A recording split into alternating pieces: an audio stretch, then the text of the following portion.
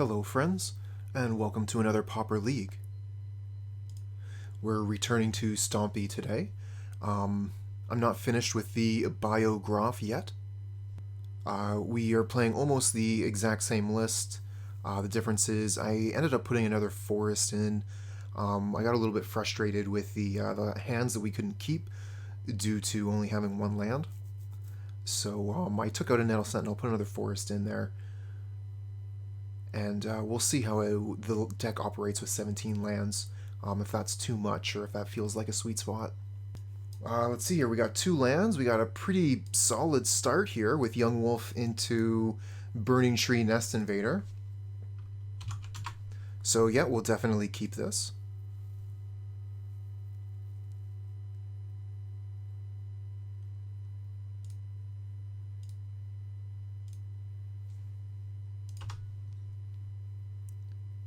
Alright, JDX the Kid, what's up?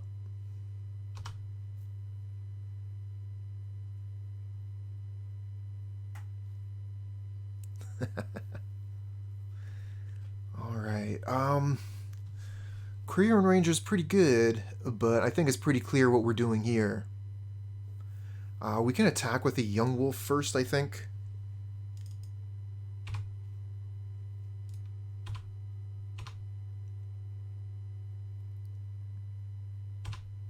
Surprise, surprise. Young Wolf gets in for 1. Alright, let's get our clock onto the board here. Turn 2, we got 5 power on board.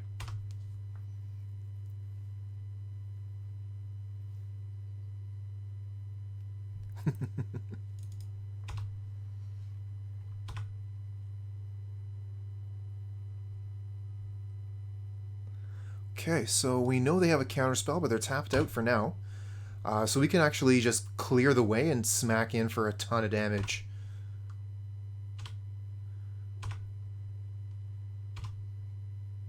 Another Burning-Tree Emissary, huh?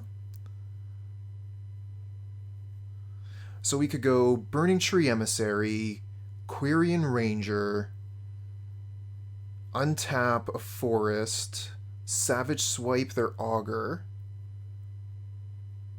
and swing in for a bunch.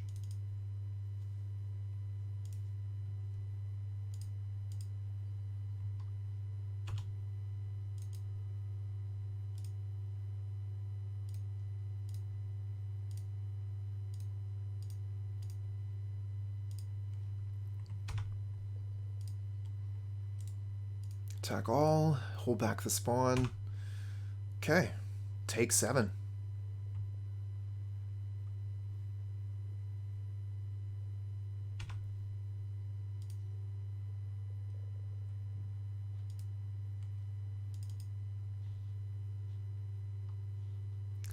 Okay, so they don't have Counterspell up, but they do have a red mana. So they could have either Spellstutter Sprite, or they could have some sort of removal spell. I think we're just going to attack. I'm not going to bother throwing Savage Swipe into a counterspell.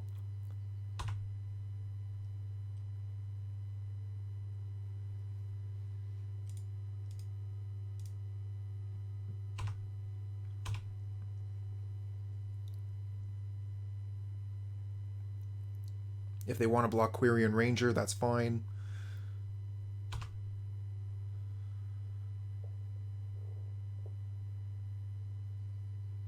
And it looks like they have a Lightning Bolt for the Burning-Tree Emissary.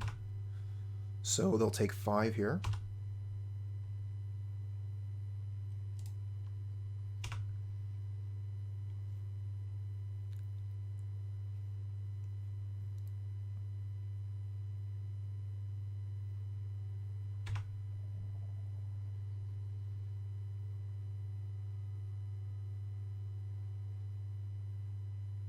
Preordain, plays a land, plays a blocker, and they still have mana up to potentially counter my Savage Swipe with a Spellstutter Sprite.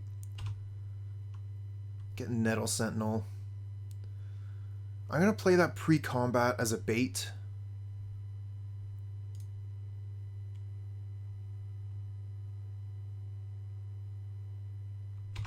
Sure.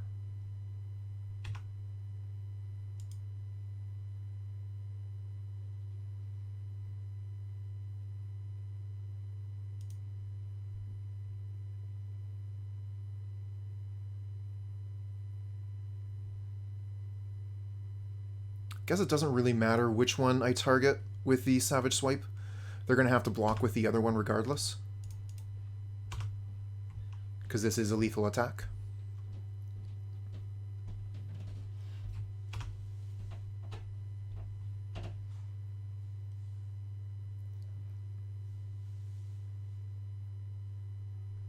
Why not target the 0/1? Savage Swipe only gives +2/+2 if the creature's target is 2.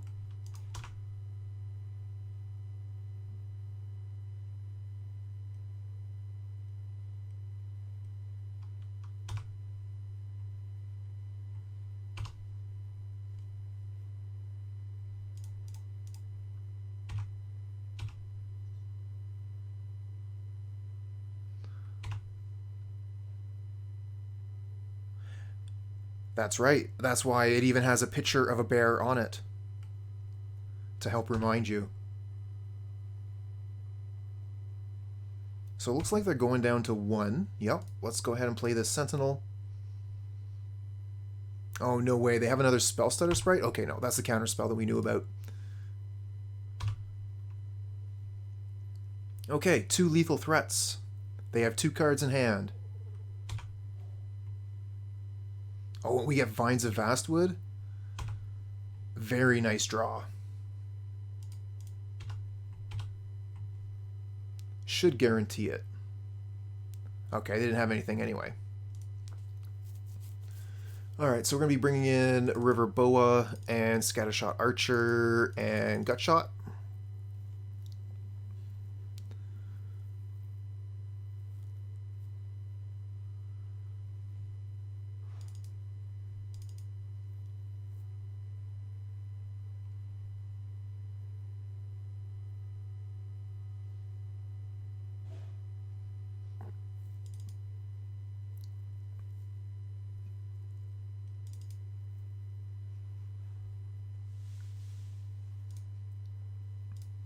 We're doing quite a bit of trimming here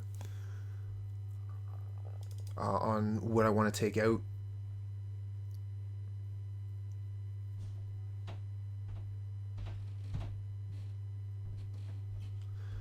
Viridian Longbow could be interesting as well, as a way to potentially kill their Faeries or Delver over and over again.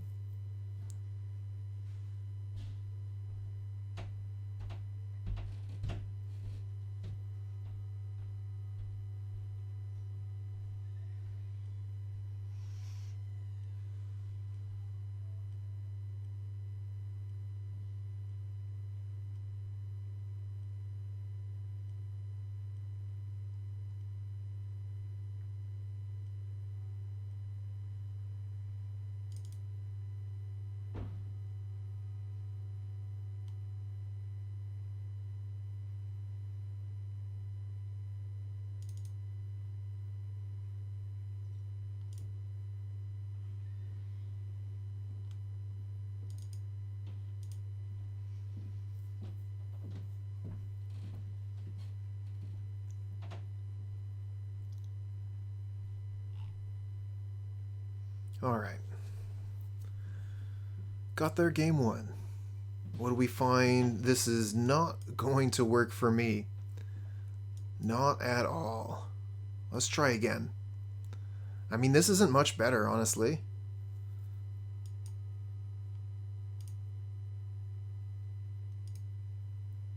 We gotta get rid of 2 cards. Get rid of Hunger and Savage Swipe.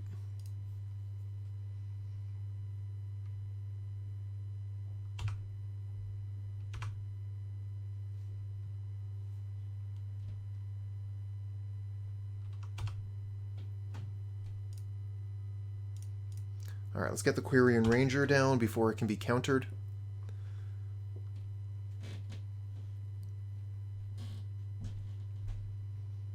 This is going to be a pretty big deal. with us only having a 1-land hand here.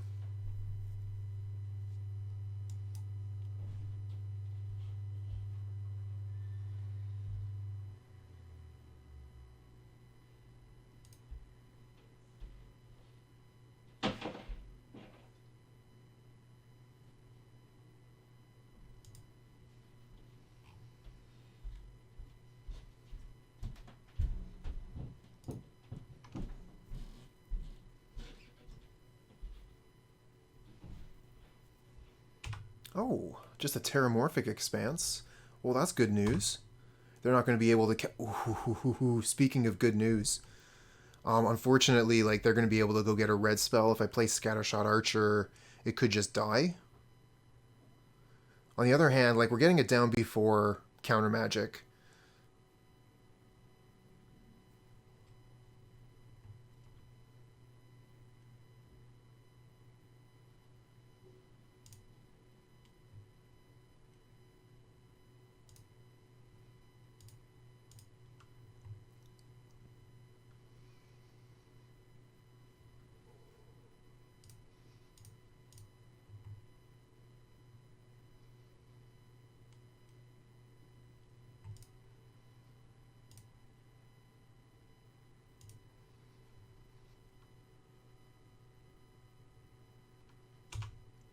Alright, we'll leave the Quirion Ranger back. We need it to stay at home to keep our mana. Without Quirion Ranger, we only have a single mana. With it, we have 2.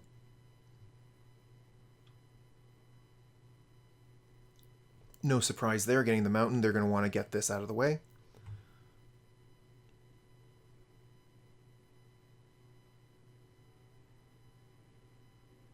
Okay, they go for the Quirion Ranger here. So my Scattershot Archer looks like it's going to be able to survive for a turn. That's nice.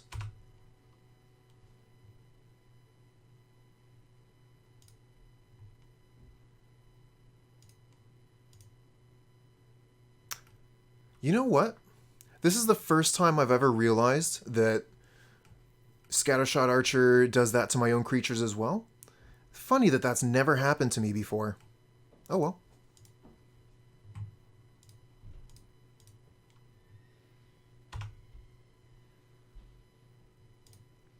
Always yes, always yield. Cool. And now I'll know better for next time. Whenever I bring in Scattershot Archers, I will always take out Vault Skirge, and that will make the swap much easier to deal with. I can't believe I made that mistake. So funny. Alright, let's put the Rancor onto the Nettle Sentinel, I think. Get that extra damage in.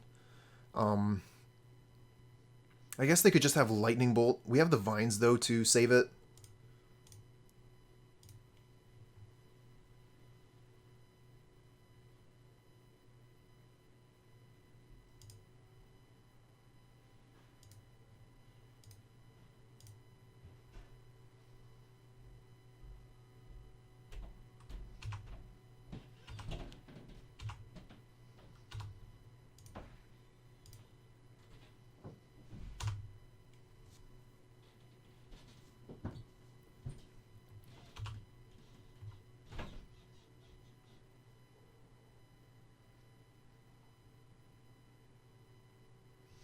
Alright, we need some sort of a green spell off the top here to untap the Nettle Sentinel.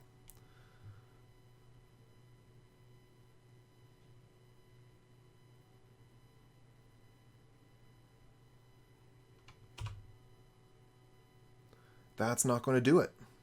Unfortunate.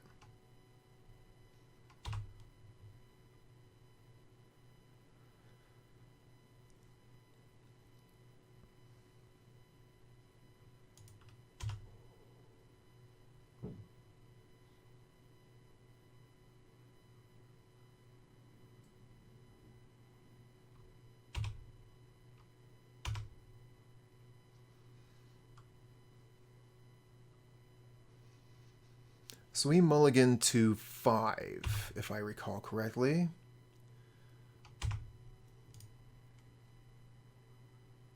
Oh, and they got a Lightning Bolt, so they can just get our Sentinel here. I think that's about GG. Ugh.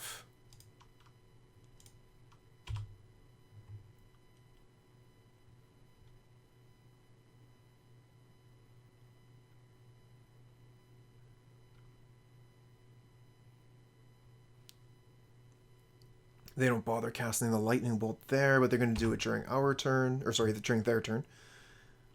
Yeah, we'll take these Rancors back. And they have 2 mana, so they can spell Stutter Sprite if they have one. Or this might be a ninja. No ninja. Just drawing lands off the top. Lands for days.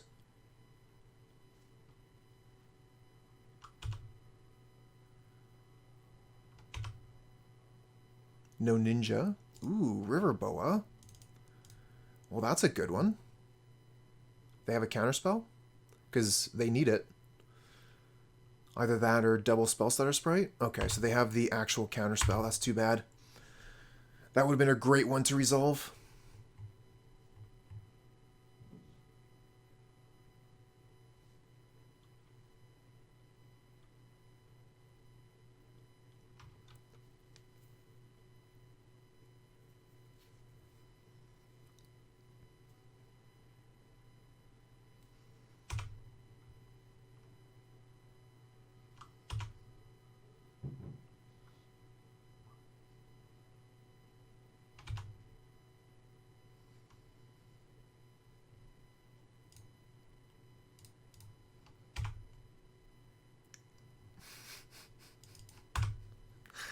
Yeah, okay.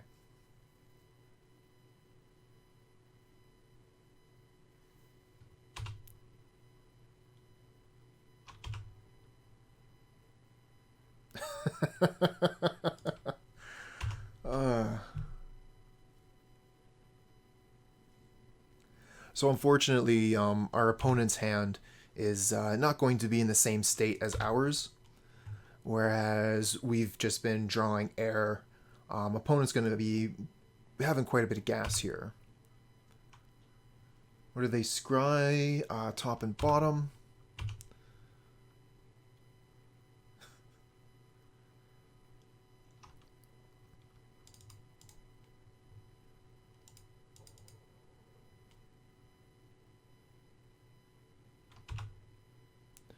Surprised that resolved, but they probably have a lightning bolt for it.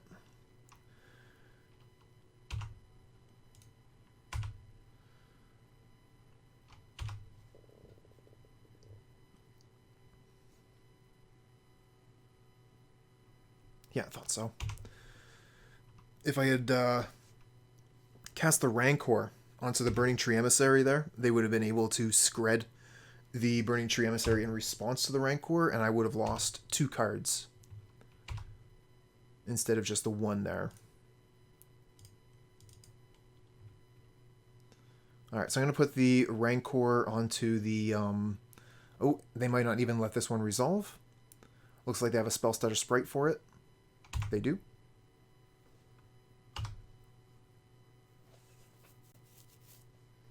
I was thinking put Rancor onto one of the tokens, so I could have a 2-1 trample. I don't mind as much if they want to send a lightning bolt at a token, for example, but... Okay.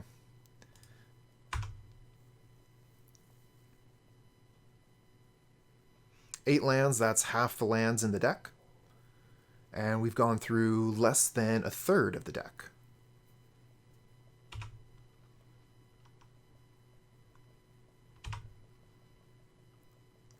Opponent not putting up much of a clock, but they have this game well in hand. And it won't be too much longer either. Honestly, I don't see any way we could possibly come back from this. So let's just see what we draw, but I think we're going to scoop them up. They have 3 and 3 in the air, not to mention like whatever lightning bolt they have ready to go.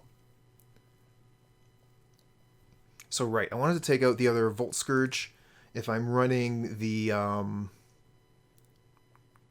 Scattershot Archer, there's tension between these cards, and I'm just going to remove the tension. So we can bring a couple things back in. Let's bring in the Savage Swipe and the Young Wolf. Bring in some more creatures.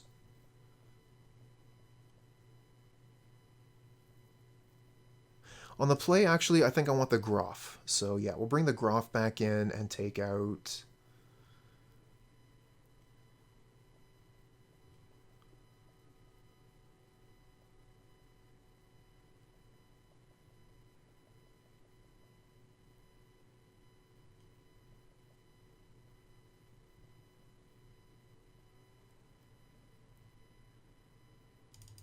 Alright, we'll take out one of the Sentinels.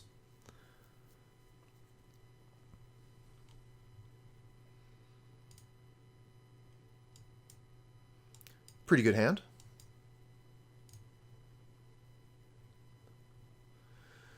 Probably play the River Boa on turn 3 so that we can try and keep Regenerate up.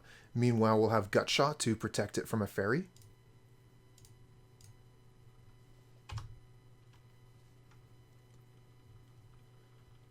Because if we can get River Boa onto the board with Regenerate, we're pretty happy.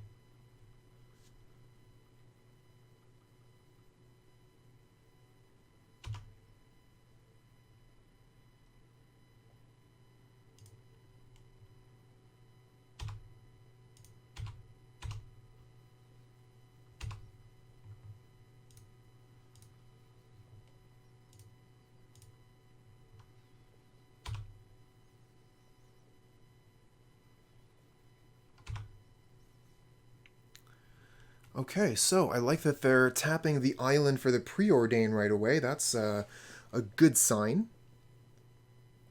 Okay, so they do have the mountain, so they have some form of removal spell. No attacks. They might be thinking about keeping that back to block. Another River Boa. Alright, let's just attack with these two creatures. We'll keep the Ranger back. Do we need to keep the Ranger back? Like, we have 3 lands here. That's a really... having 4 next turn for the second Boa might be pretty good. Alright. We'll keep the Quirion Ranger healthy for at least one more turn.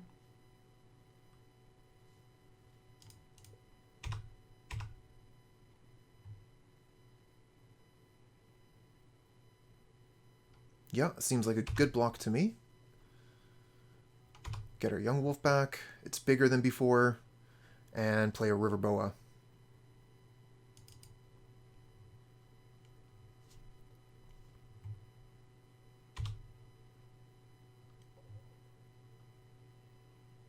Oh, basic land cycling. Okay, so they weren't going for a Lightning Bolt or anything there.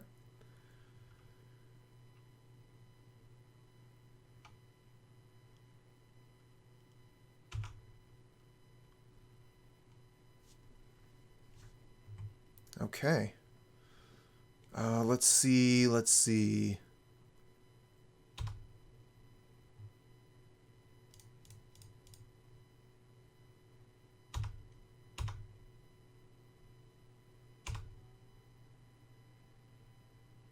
I have a feeling this is Cannonade. Thought it might be. Alright, so we'll regenerate the Boa here.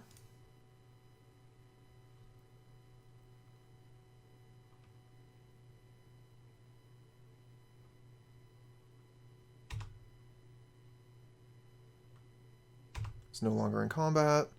Hunger the Howlpack. Make it a 5/4. And pass back. So we got a 5/4 Island Walk. And it's difficult for them to remove because it regenerates. How cool is that?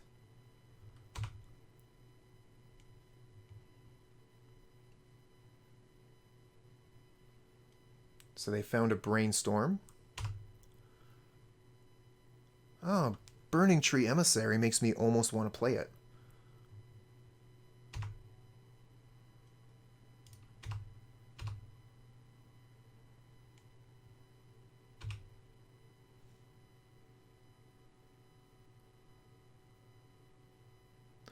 I mean, yes, I could have returned a forest before Cannonade. Yep, And I was just thinking, like, what would that have gained me? But I did regenerate the River Boa, so that would have given me an extra mana.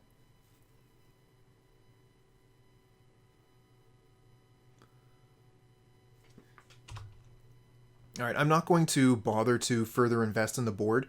This River Boa should be enough to win the game. All we have to do is keep mana available so they can't kill it. The only card I think they have that can kill the River Boa now is Skred. And we have 3 forests untapped. So I don't think they can interact with us.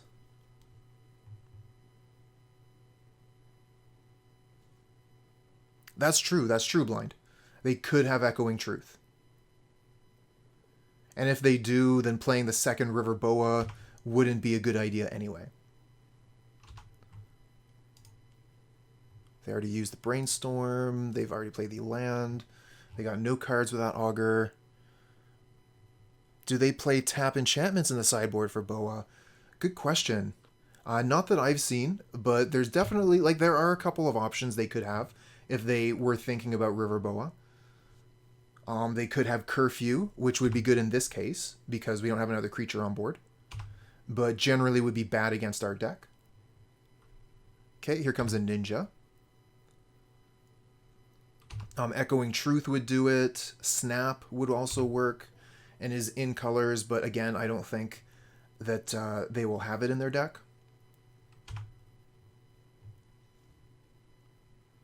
I don't know Winter's Rest.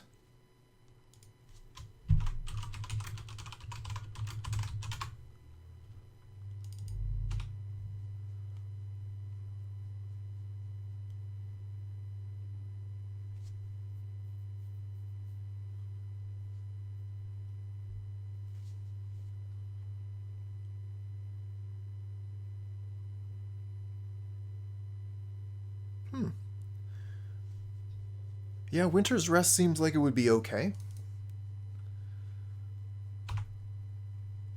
Another Burning-Tree Emissary. They're tapped out.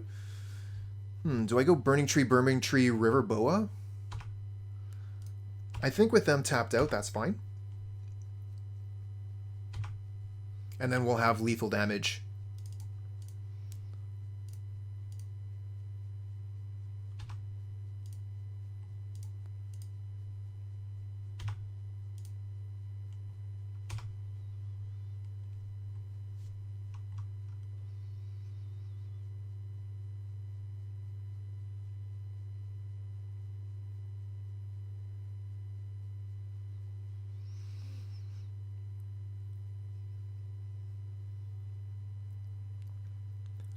Feel pretty confident in this position.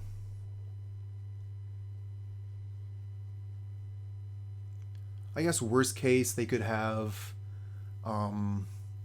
Mountain, Fiery Cannonade would be worst case.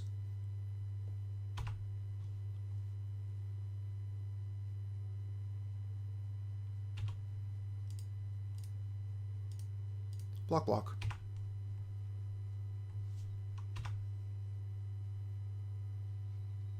No reason to let them draw an extra card. And if we left the Augur of Bolas unblocked, they might have had another Ninja. So it was free to block here, and I'm absolutely fine trading a Burning-Tree Emissary for a Ninja to deep hours. Take that trade all day. Alright, so they could have Skred or something. Ooh, Swirling Sandstorm. Okay, so this deals 5 damage to each creature without flying if 7 or more cards in the graveyard and they have 7 cards.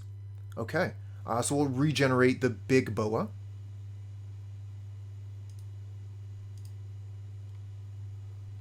And we'll have to lose the small one. Unfortunate that they're at 7 life instead of 6, but the Vines of Vastwood here should be able to finish the game.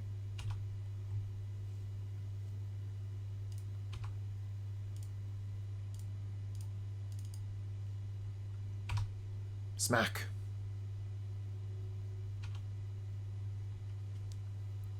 Sweet. We have Garden into Groff. We'll keep.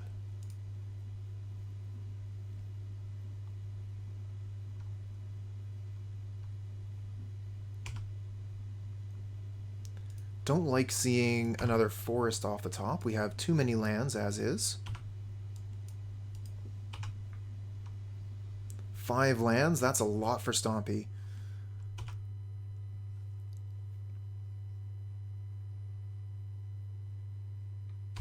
Okay, so they're not skipping their turn without playing a land. They get another island, and they're playing Chantry. So this makes me think of Familiars. Gonna hope that they don't have Stomp here. I guess we could play Nest Invader to try and play around Snap.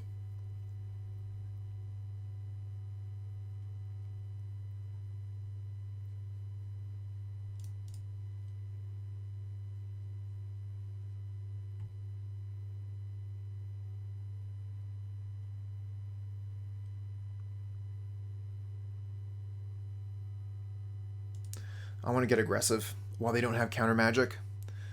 They don't have Prohibit up, so I'm going to get the Groff down. If they have Snap, they have Snap. And from how quickly they're playing it out here, they do. Unfortunate. I decided not to play around it, and we get punished.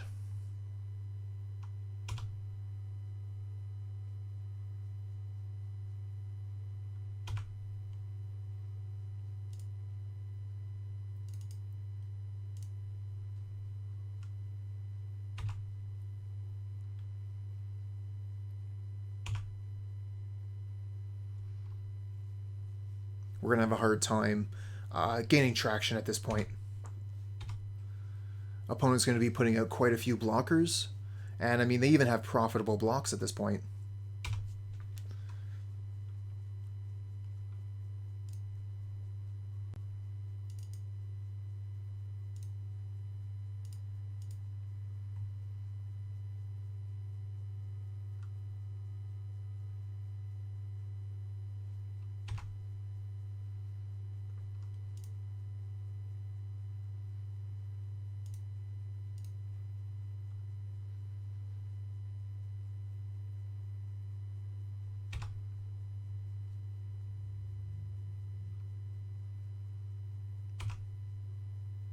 Thinking we might be wanting to side out some number of Groff, maybe even all the Groff in this matchup.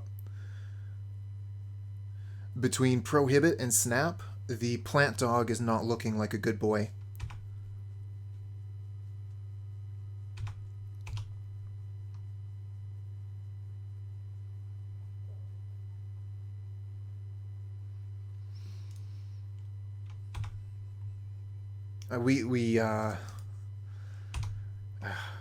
We got flooded out pretty bad here, and we just don't have good attacks.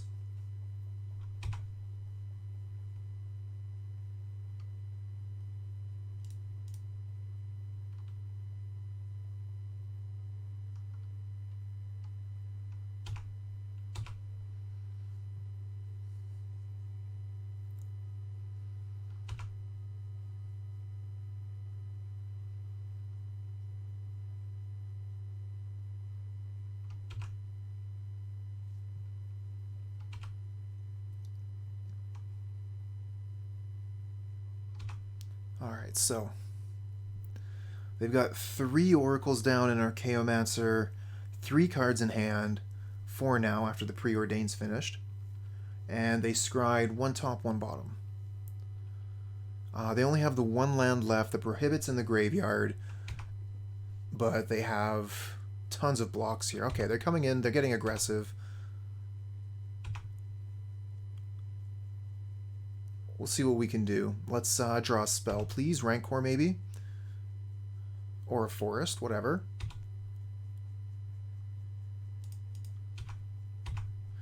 One, two, three, four, five, six, 7. I mean, that's a lot of lands. That is a lot of lands. Alright, what are we going to do here? So that's a total of 10 if we go in on Vines right now.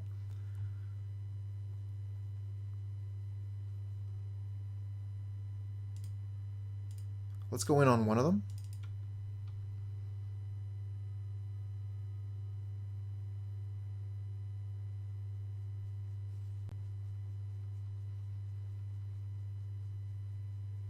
They're going to snap in response, so we'll go in on the other one now. And yeah, we'll smack them for 10 here. Put them down to 8.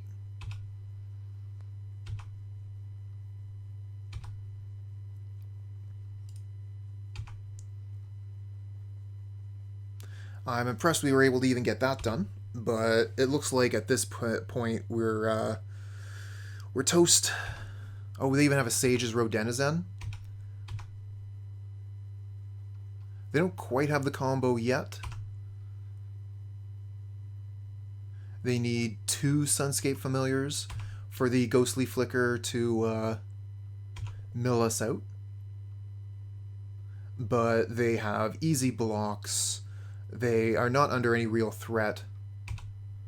They'll probably kill us with damage before they mill us. And our attacks are so bad here.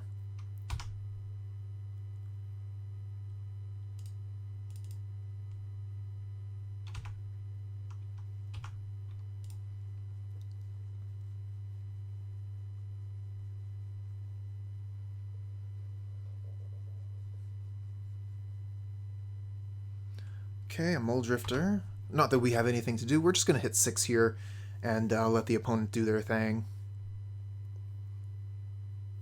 Okay, so they stacked their Muldrifter properly there. They were able to draw the snap and then return the Muldrifter to hand. So they can Muldrifter again now if they like. And they do. Gaining a life and milling me.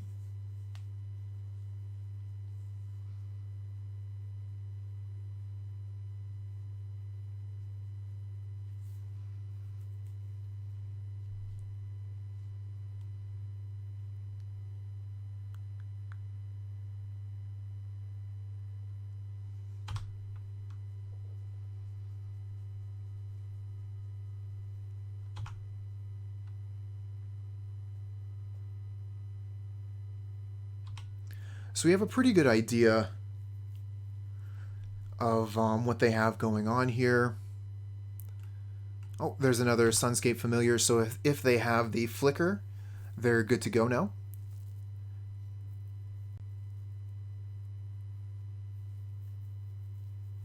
They just have to Flicker Archaeomancer and Island, and they can do that forever, which will eventually mill us out. But it looks like they don't have it yet. That would also gain Unbound Life through the God Pharaoh's Faithful. Oh, so they did have the blue mana somewhere.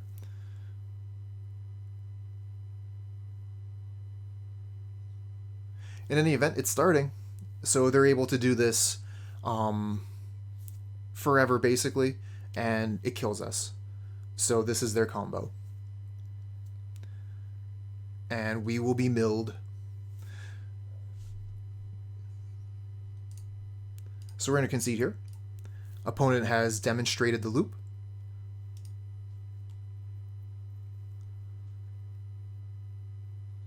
Going to want Relic of Progenitus, River Boa, and maybe the Longbow.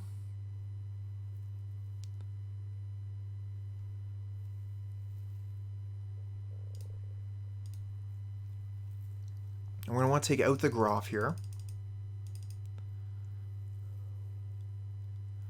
Take out Young Wolf, because Young Wolf goes with Groff. Oh, you like the Epic Confrontation? That makes sense. More removal spells. Thinking Hunger for the Howlpack isn't going to be that hot.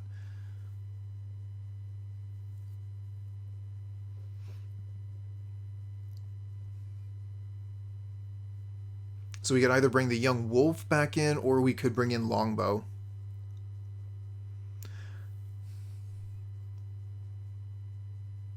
Oh yeah, that's true. Thanks, Blind. Yeah, they can flicker their creature with Ghostly Flicker or Ephemerate, or they can snap our creature. So we can't really count on that. It is still good to have it as an option, but yeah, we can't count on it.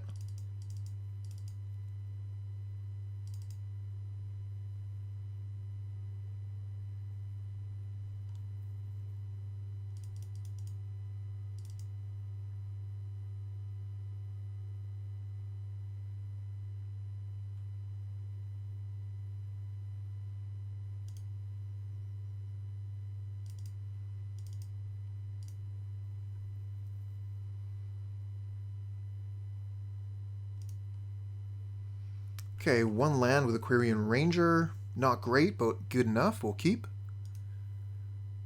Main deck Bayou Groff. Yes. 4 main deck Bayou Groff. Best boy deserves a spot in the main.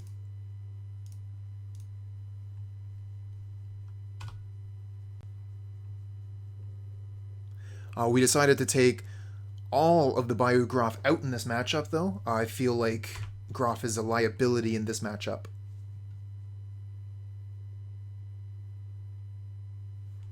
Okay, so we're going to attack with Sentinel, then we'll play Quirion Ranger Pit-Skulk.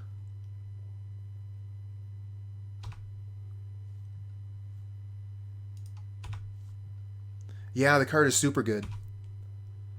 It's unfortunate that it's a liability in this matchup, but it made it a little bit easier to bring some cards in. Okay, always yes, always yield. Yes, we have 4 Young Wolf, and then we also have 2 Khalni Garden.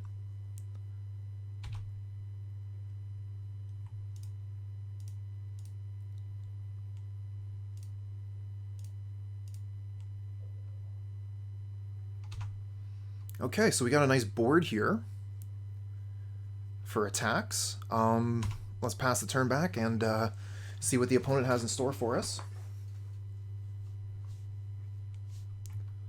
Looks like Island Go, so they might be holding up counter magic. The Burning-Tree Emissary, huh? I mean, I'd love to be able to resolve that and be able to throw down Relic. Let's see what they do after an attack. Oh, the Pit-Skulk can be scary.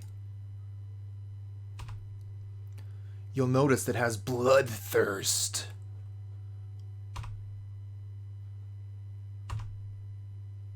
Okay, smack in for damage. Very nice. Cancel that. Tap for mana first.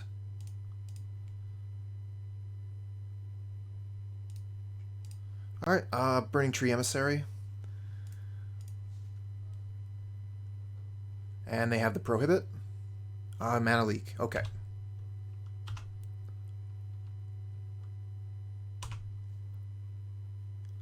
Yes, some people have been playing the Blister Pod. I think that the person that I saw playing Blister Pod was doing it in a Golgari deck with Bone Picker as well as the Bayou Groff. And they were also running Village Rites, so they went pretty heavily on the Sacrifice theme. What's the other one as well? Some sort of beetle. I mean, it is a little bit slow. That is what you get for playing 2 colors, but you get to play Golgari, and playing Golgari is fun.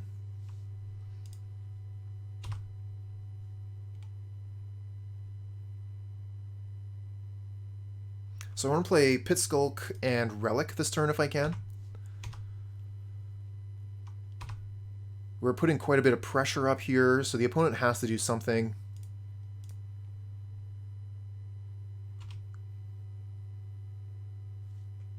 Hello, Crown. Yes, Mortician Beetle. That's the one I was thinking of. Okay, there's the Prohibit.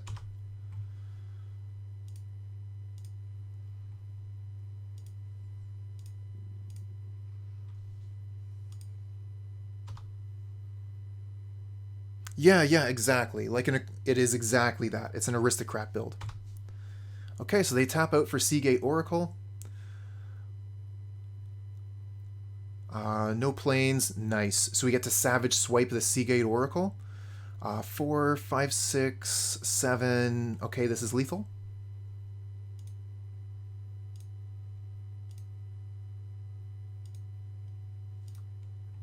It's going okay.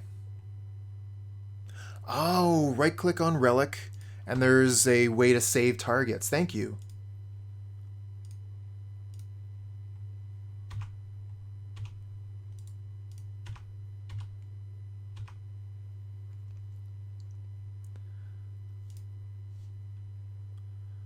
All right, GG. So we're going to be on the draw. So I like taking out a land here, and we're going to put Do we put a Young Wolf back in, or do we put a Hunger? I guess we could put in a Hunger. We're going to be killing some of their creatures.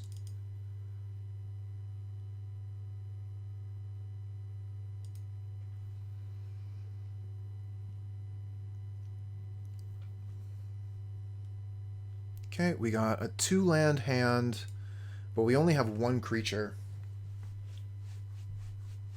I think we still keep it.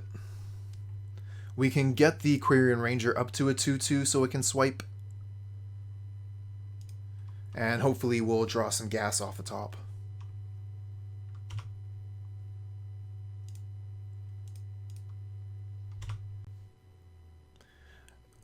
That's fair, Crown. I understand the decision to mulligan there. The hand was very mediocre. I felt like we had lands, we had interaction. I could keep, but throwing it away would have also been totally fine. Oh, but the River Boa off the top. What a good draw. We can get this down through counter magic. This is so strong.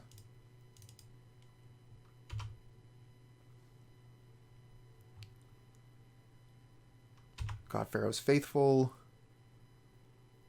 And they have the Snap. Unfortunate.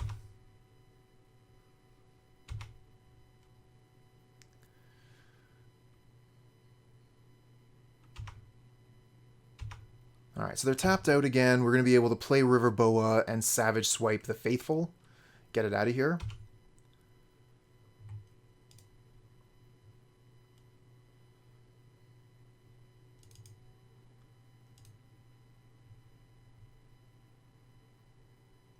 It does mean that we don't get to utilize the damage of the Savage Swipe, but that's probably fine. I mean, the Pharaoh's not even all that powerful, right? It's going to gain them quite a bit of life, though. Like, the incidental life gain is going to be significant. They'll gain 2-3 life every turn.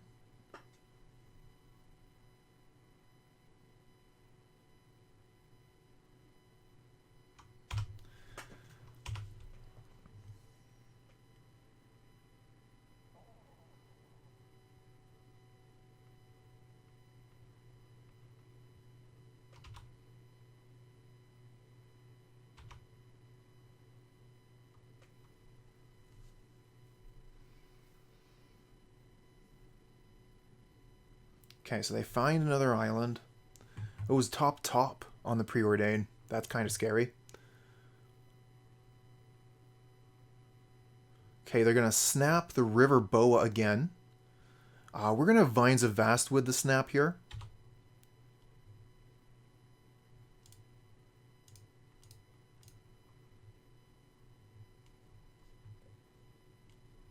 So they don't get to untap their lands that way.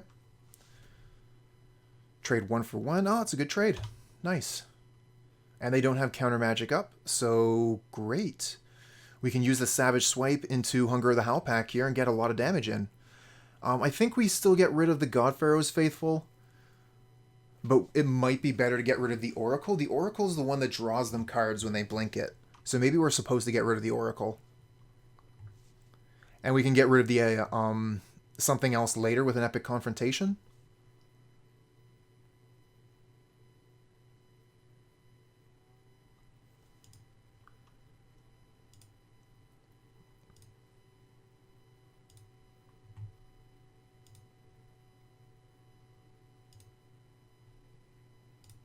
I'm wondering if I'm supposed to Hunger the Quirion Ranger. Probably not, right?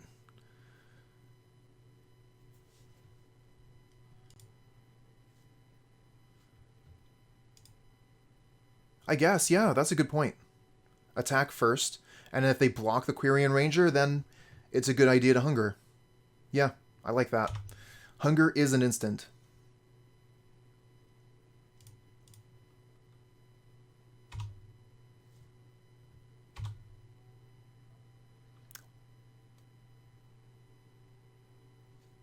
Okay, so they have no blocks.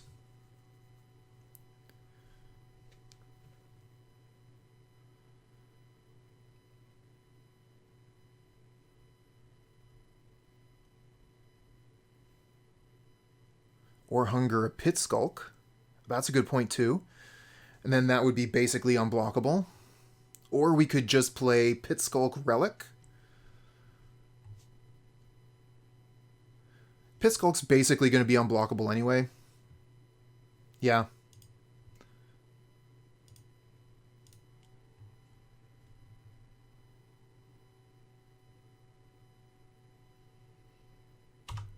Smack for 8. And we'll play the Pit-Skulk here because Relic isn't really going to get much value this turn.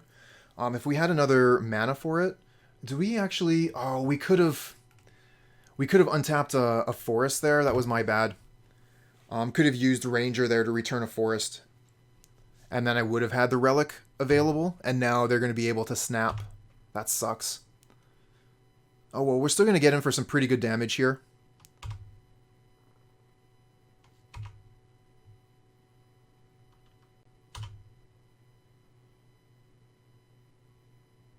Ooh, another Relic.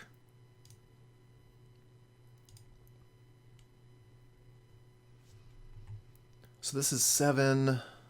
Not bad.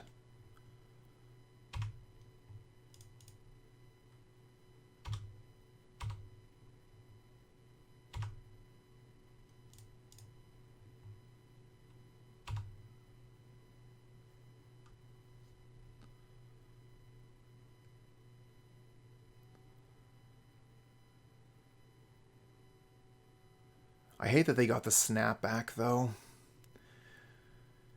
If I had played that properly, they would not have been able to get it.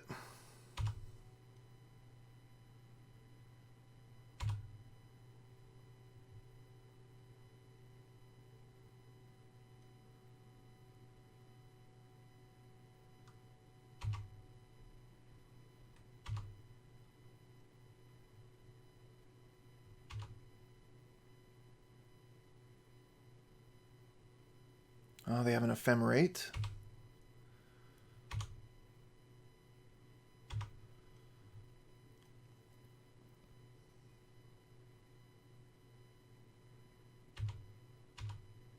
And they've gained quite a bit of life from that God Pharaoh's Faithful.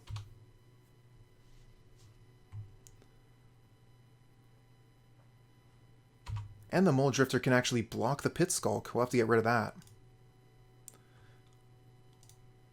And save targets. Bloop.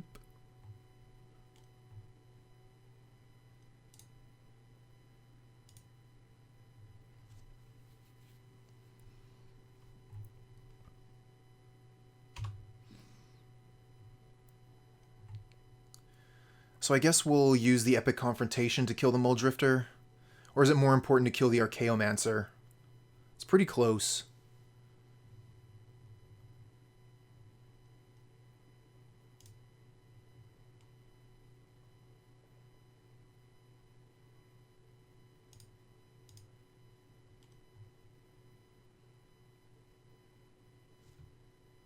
Yeah, the Mole Drifter can block the Pit-Skulk.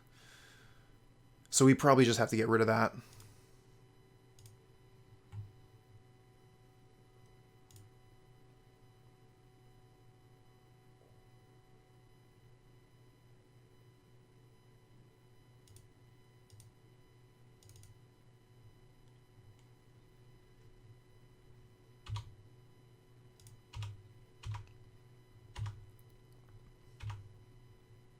Okay, so we've played a land this turn already, which means we can't actually use the Quirion Ranger this time, unfortunately. The one time we remember. So they're going to be able to Ephemerate the Archaeomancer, which gets them the Ephemerate back.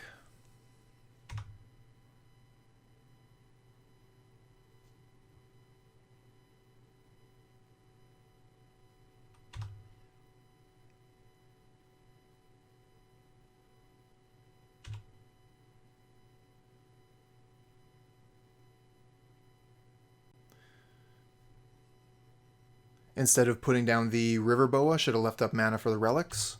That's fair. I figured with the graveyard empty, this was probably my one chance to go all out here. But this might mean that I miss my chance to swipe up Ghostly Flicker. Looks like they don't have the Ghostly Flicker, though, fortunately. That Mole Drifter is going to get in the way, though.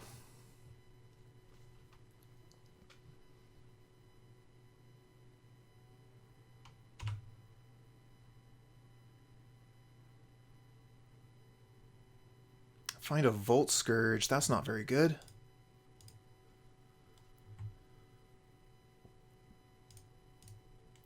So we can attack with the River Boa, but that's it. Mole Drifter blots the Skulk.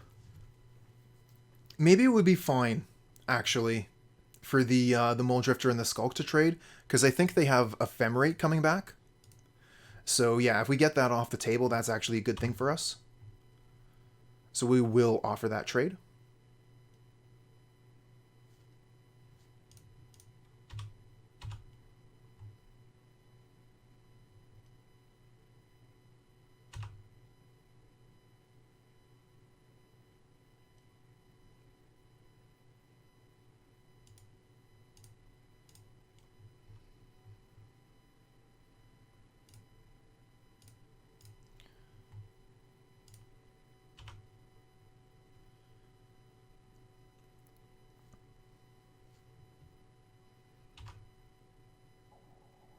Ephemerate Archaeomancer, get back Ephemerate. They have 9 cards in hand right now? Wow. That's a lot more than our 0. Their blue spells cost 2 less to play. It costs a single mana to evoke this Mole Drifter. And they have Ephemerate in hand, I believe we know that. They've gone through half of their deck already. And this is one of the really cool things about the Familiars list. Like, you get to have a lot of fun playing your cards.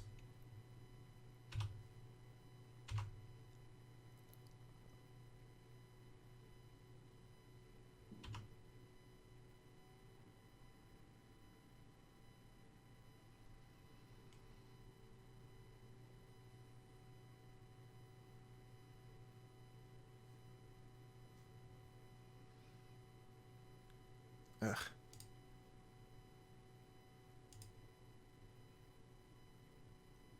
They even discarded a Stonehorn Dignitary. They are so not worried. This game is over.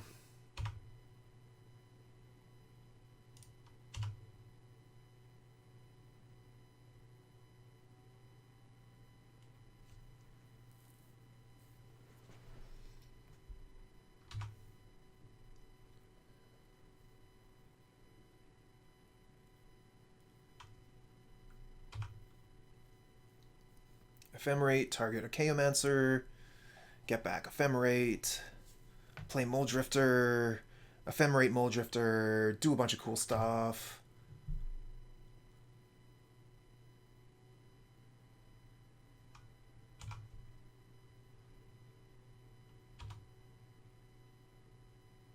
Okay, there's the Stonehorn Dignitary, says we don't get combat anymore.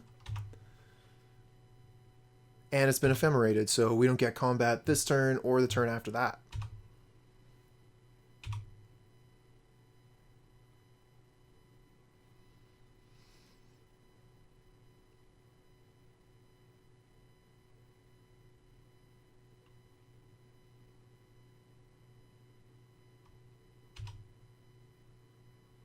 Another forest.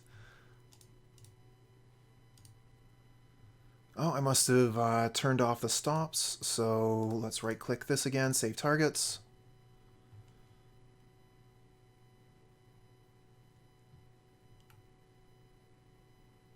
Yeah, then they would not have gained all that life, and they would probably be dead.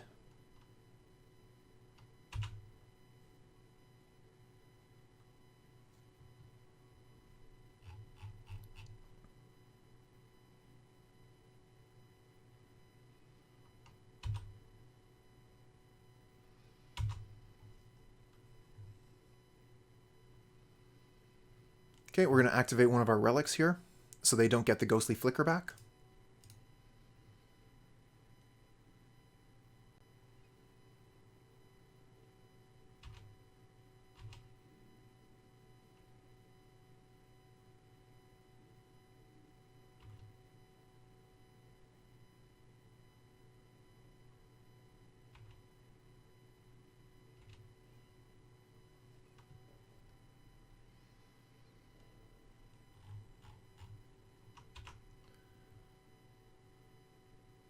Sure.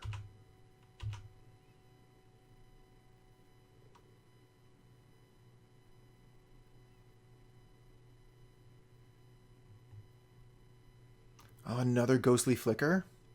We're gonna have to get rid of that one too.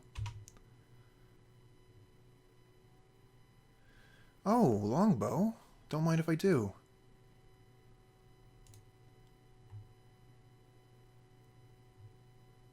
They're gonna ephemerate in response so they can get the ghostly flicker back.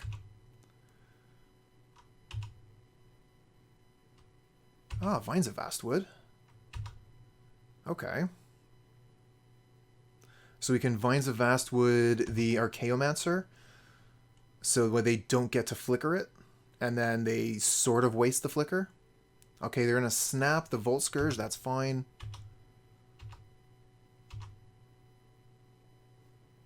What Pauper deck am I playing? This is Stompy. They have infinite life at this point.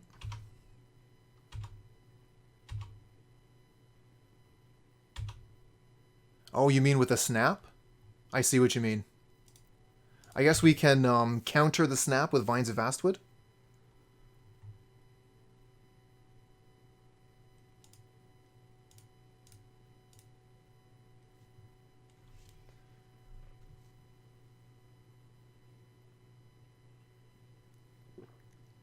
Ugh. I think I'm done with this one. We're going to concede. GG. Ooh, we have Young Wolf into Groff. Keep this.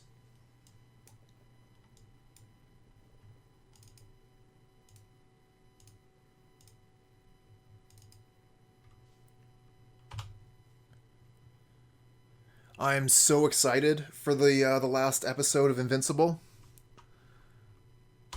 Ooh, Plains. Who knows what this could be. Alright, let's attack for 1, then play Groff.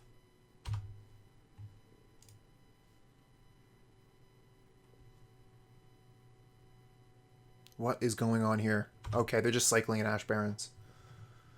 And getting mountains, so they're like bully or something?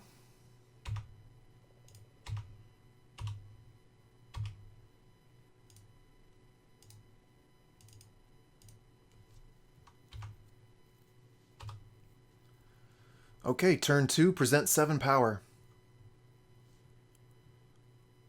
It's not hard, it just requires some attention. But it was 1 a.m. my time and I was a bit exhausted. Yep. I find that there's a lot of small things that you can do that seem unrelated to Magic, but are going to... Oh, opponent scooped him up. But are going to help out your game immensely. Proper sleep, exercise, good diet. All these things, you know, it seems like, okay, well, yeah, duh. But when you get on top of all of those, it's going to improve your game by a surprising amount. Okay, so we didn't actually see what the opponent is doing. They know what we're doing. I think that they're on Boros Bully, which has a lot of graveyard stuff. Let's see here. If it is Boros Bully, I'm going to want Scattershot Archer, which means I want to take out Vault Skirge. And I'll have a Relic. But again, like, not knowing exactly what the deck is, I don't want a sideboard too heavy. And having Scattershot Archer is quite a hedge. This could be a dead card. But we're going to risk it. So we'll present like this.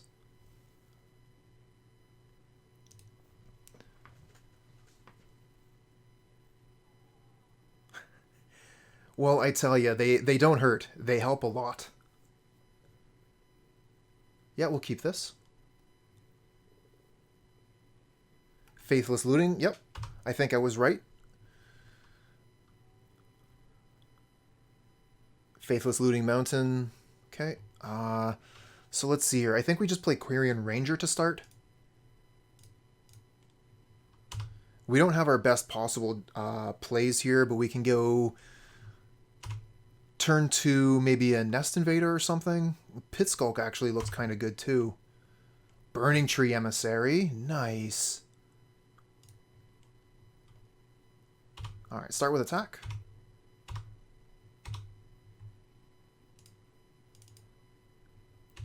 Burning-Tree, and I think the Nest Invader. We could go Groff here. Groff seems pretty good. Get rid of the Quirion Ranger. We don't really need that anymore.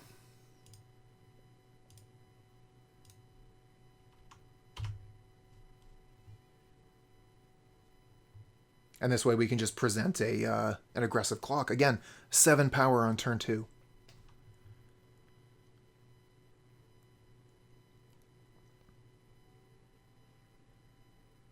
And if opponent actually wants to kill the Groff, that's going to take quite a bit. It would require double removal spell. Generally, Bully is not playing Galv Blast. They might have Journey, so they could maybe Journey to Nowhere the Bayou Groff. They could also block with Squadron Hawk, then Lightning Bolt. That would be a pretty good way to get rid of the Groff. But we have Vines, so we can at least protect the Groff from a Lightning Bolt.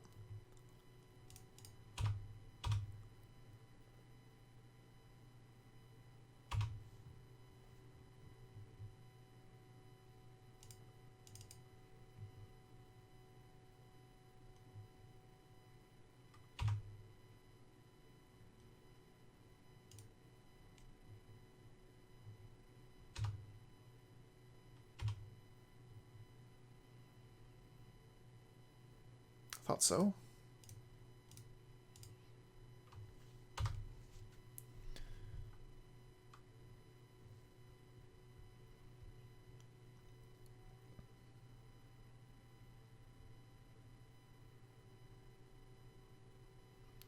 Oh, a thrilling discovery. So they're going to discard 2 cards, the Squadron Hawks, and then draw 3 fresh ones. So they should have 1 Squadron Hawk. Actually, no, they only went and fetched 2 Squadron Hawks.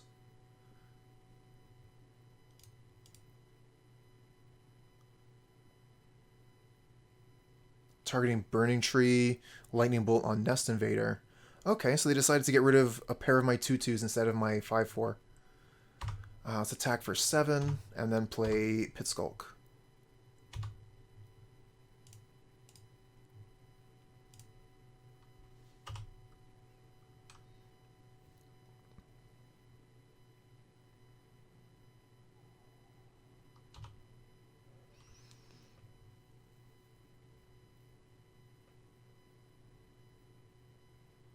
Oh, Guardian of the Guild Pack. That's going to block Groff for days.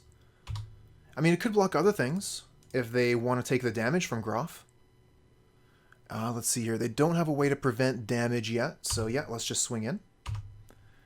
And if they want to block Pit-Skulk, they do. So they're going to take 7 here. And we'll just play another one.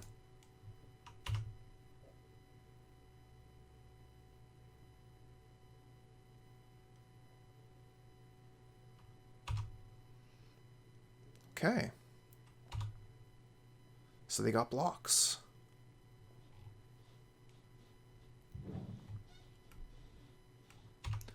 One, two, three, four, 5, and they're going to be able to start flashing back the fire bolts. We really need a Rancor at this point.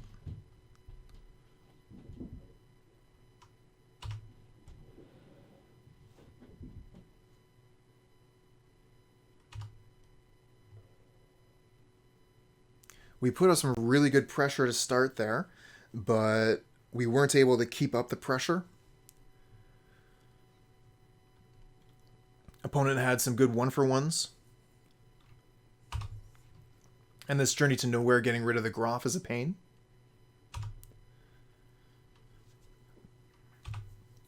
So I think they might have turned the corner. We have a hard time with reach.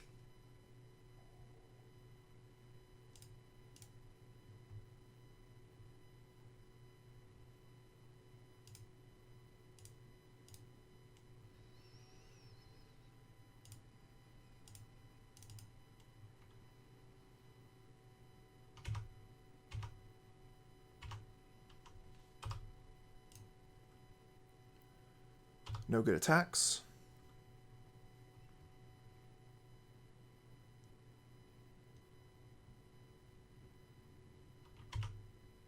Opponent is sticking back with 3 cards in hand.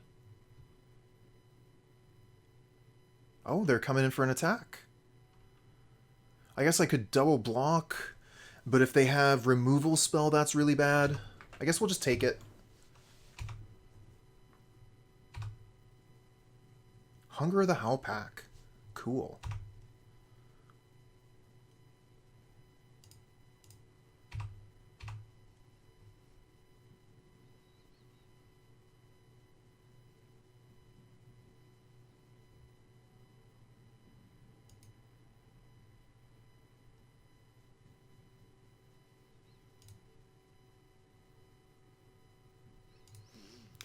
Just wondering if I should hunger now or if I should hunger later. I could hunger like the Eldrazi spawn,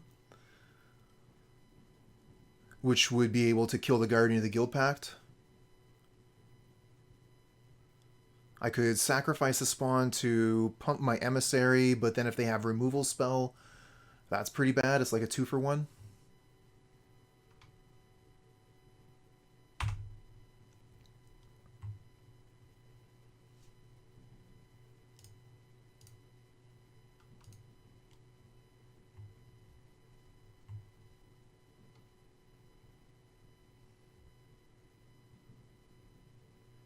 Oh, they're going to cannonade in response. Damn.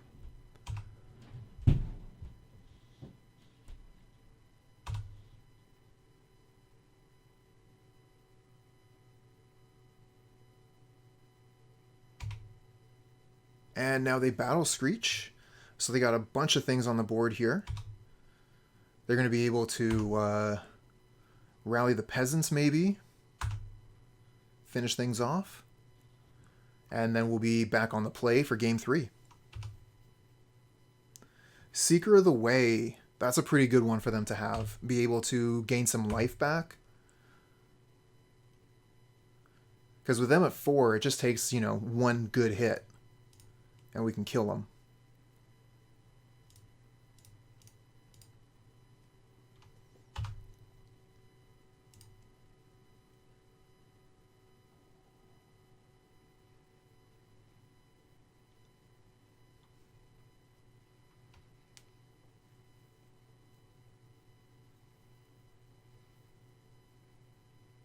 Oh, Prismatic Strands. So they're going to prevent all green damage. Which means that Seeker of the Way will live, and they actually gain life from this fight. I think we can scoop them up now, especially with the Prismatic Strands revealed.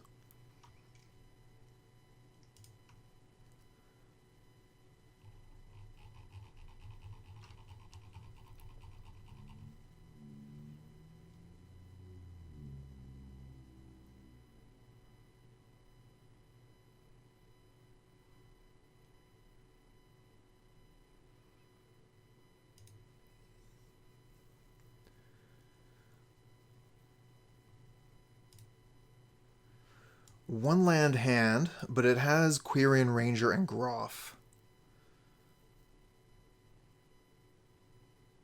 I'm going to keep it.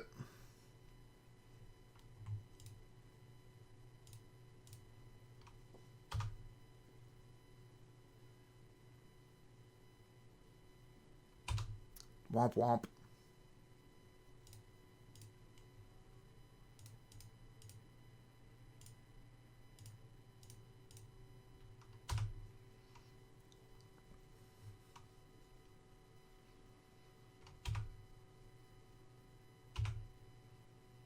Stupid Squadron Hawk.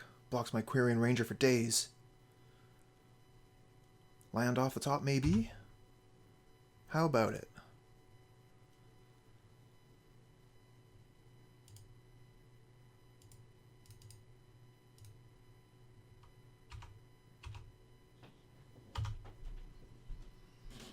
Put a pair of Rancors on that.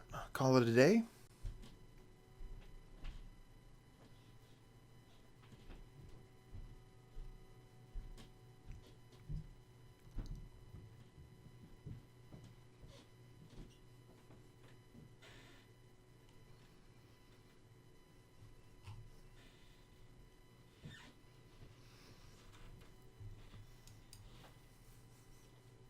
I mean, this dog is already big and scary. Give it Rancor, gets out of control.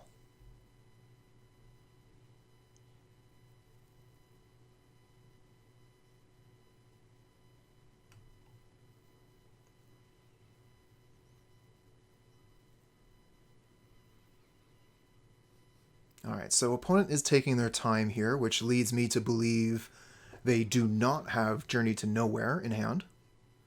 I think that would be a pretty easy play if they had it. Seeker of the Way, okay.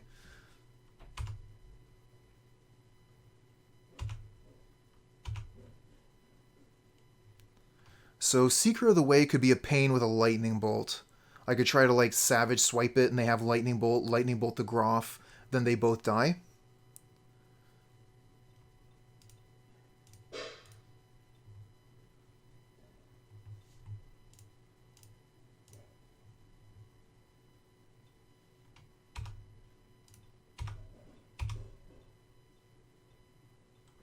Oh, they're just taking the damage. Nice.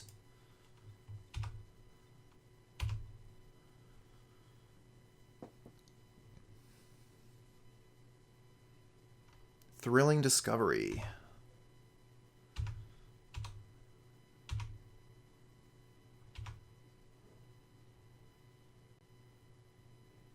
Okay, just Squadron Hawks. They did not discard Prismatic Strands. That's a good thing.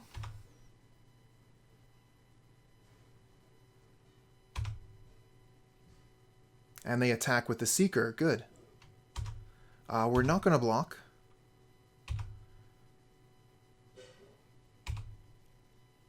Burning-Tree. Cool. So I kind of want to Savage Swipe the Seeker of the Way. But maybe I do that with my other Bayou Groff so I don't potentially lose this one to a Lightning Bolt.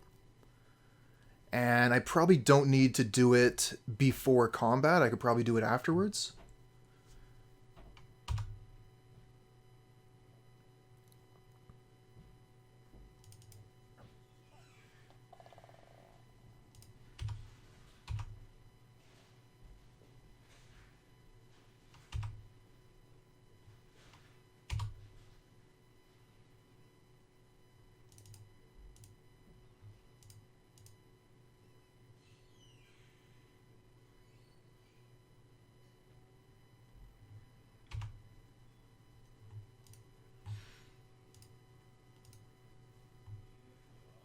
That's the plan. Exactly. Play out my entire hand. Just this one and this one.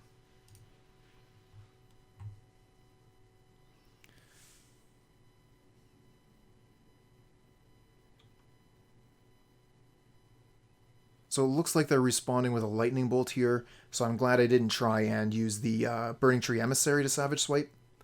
Even though the Groff here isn't going to get the +2/+2, it will still fight. And they will trade.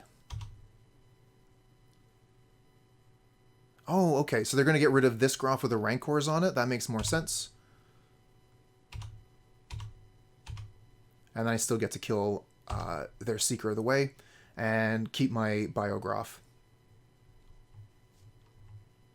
Another Thrilling Discovery. Fortunately, they have cards in their hand.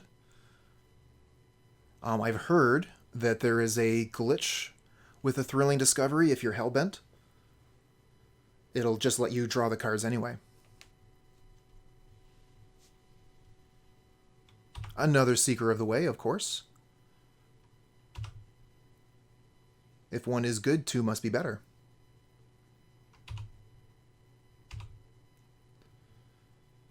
Nest Invader, huh? I guess we'll go Rancor.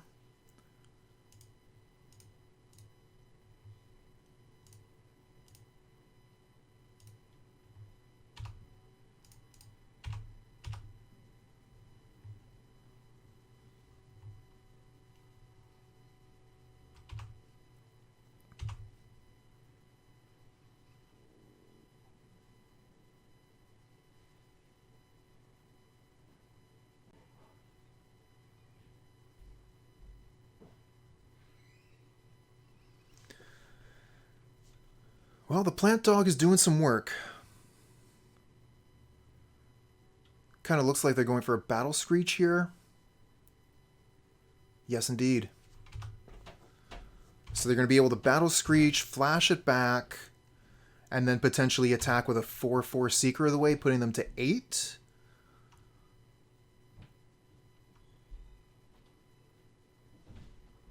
Oh, another Seeker of the Way. Okay. So that should give them some okay blocks. And then maybe a good swing next turn if they have Rally the Peasants. Let's see if we can find some gas off the top. Rancor would be nice.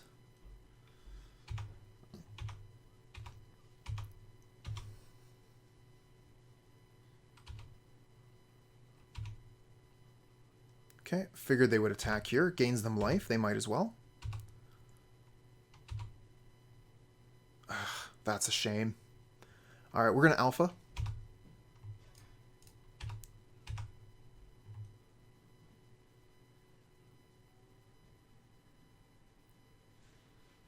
And they have to put the Seeker of the Way in front of the Groff.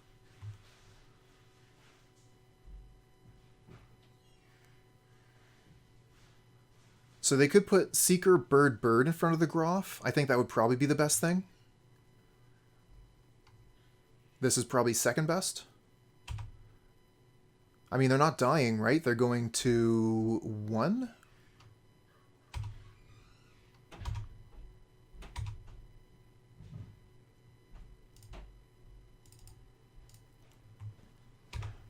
Okay, so the Eldrazi spawn here is actually a really important part of the plan. It's going to allow us to block the Seeker of the Way and prevent them from gaining life.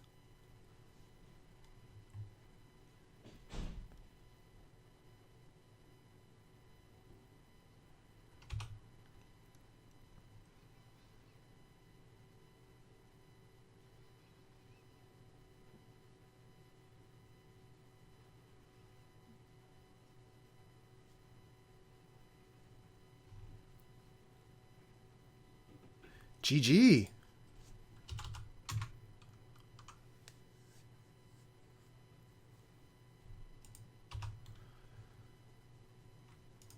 When my opponent says that, I kind of expect them to concede.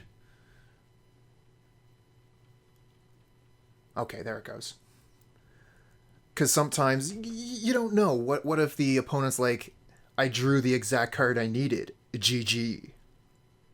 Okay, so we have the 1 land hand, and we have no Ranger. I am not interested in keeping this hand on the play. This hand, however, this hand I will keep.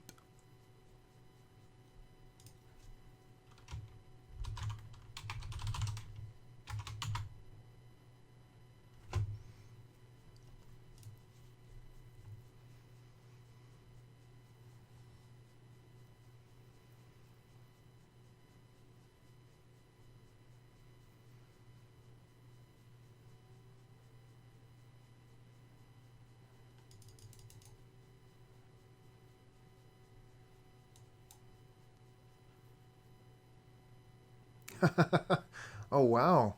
Looks like our opponent is putting it on the line.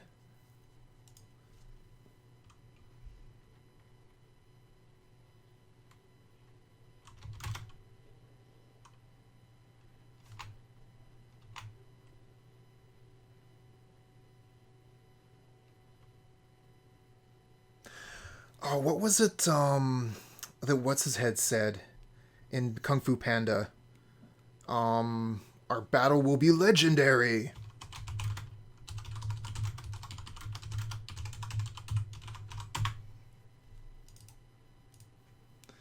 I think, what do we get rid of here? Probably Hunger. We're just not really going to have, I don't know. The Hunger seems really good with Savage Swipe. Maybe we actually get rid of Forest because we have the Quirion Ranger? No, that can't be right. Alright, so I got to keep the Quirion Ranger, got to keep the Groff, got to keep the 2 Forests. So one of these 3 cards has to go. I'm thinking probably the Rancor, because I'm going to want the... Oh, no. Sorry. The Savage Swipe is actually not going to be too good here. We don't have a 2-2. I'm going to get rid of the Savage Swipe.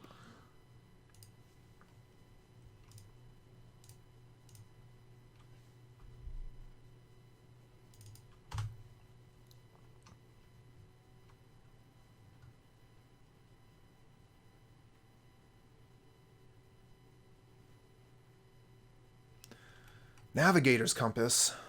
Gaining life. That's no good. Alright, what do we get? Nettle Sentinel. Alright, we'll attack in for 1 and play the Groff.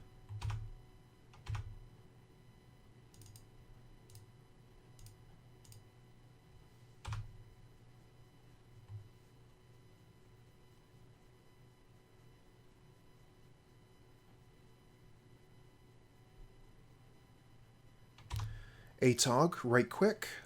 So this is going to be a fast game, one way or the other.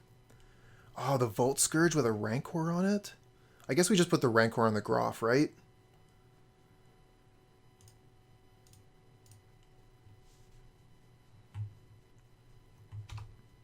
Get that damage going.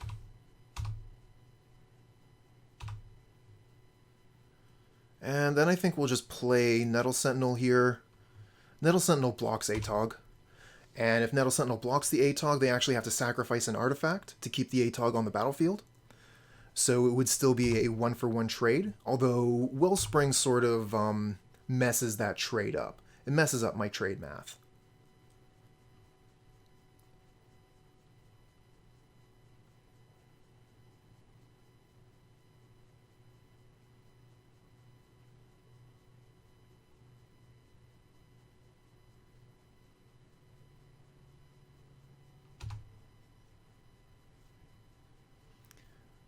It could be. I'm more, okay, the island. I'm more scared of Galv Blast on Groff. That's probably what I'm most afraid of right now. But we'll have access to Hunger the Howlpack next turn, so we'll be able to save it. Oh, with the Savage Swipe, though.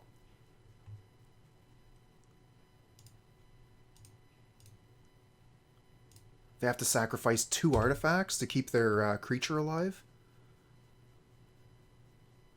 And then I get to Hunger the Bayou Groff. Always yes, always yield. Okay, so yeah, no surprise on the Wellspring. But what else are you going to sacrifice? You're going to sacrifice the Navigator's Compass? That's one big Atog. Okay, so let's see here. They have a 5/6, so that can block and kill the Bayou Groff. We Hunger. This goes up to a 7, so they'd only have to sacrifice 1 more artifact to get rid of our Groff. But that would also get rid of their Atog, right? Like, they'd have to sacrifice basically their entire board to keep that Atog.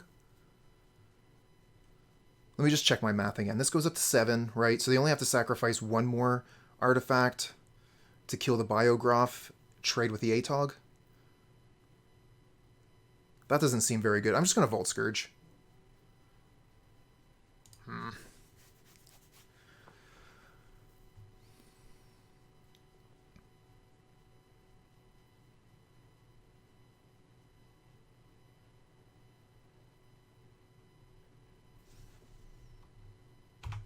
All right.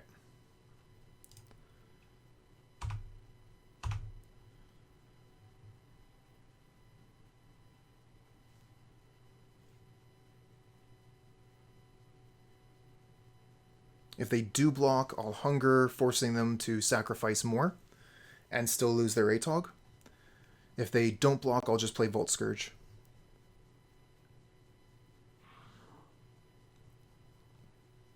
I wonder if it would still be better to play Hunger or the Howlpack even if they don't block. Alright, moment of truth. Here we go. What's it going to be? They do block. Okay.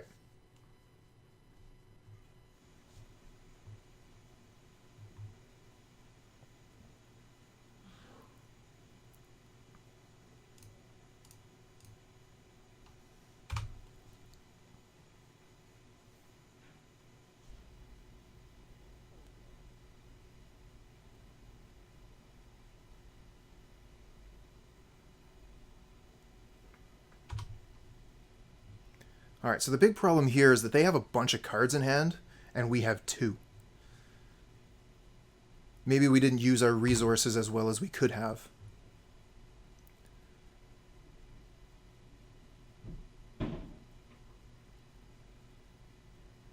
Ugh, makeshift munitions, that is brutal. That thing is just going to be able to kill the Vault Skirge no problem. Like, do I even bother playing the Vault Skirge now? They're just going to be able to kill it. No, that seems pretty bad. I should not have attacked.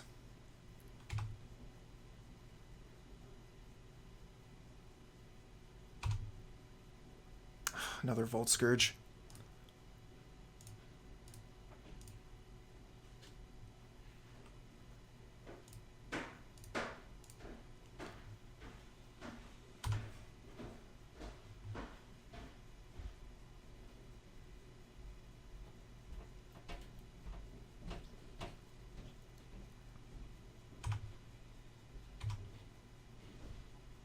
Oh, no way.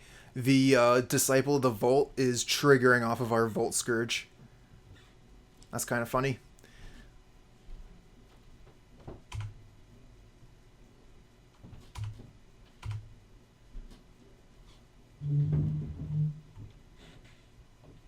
That's a lot of mana. What does this deck have for so much mana? Ah, Mirror Enforcer, that makes sense. And they have the 1 mana up for the makeshift munitions, so I can't Rancor the Vault Skirge.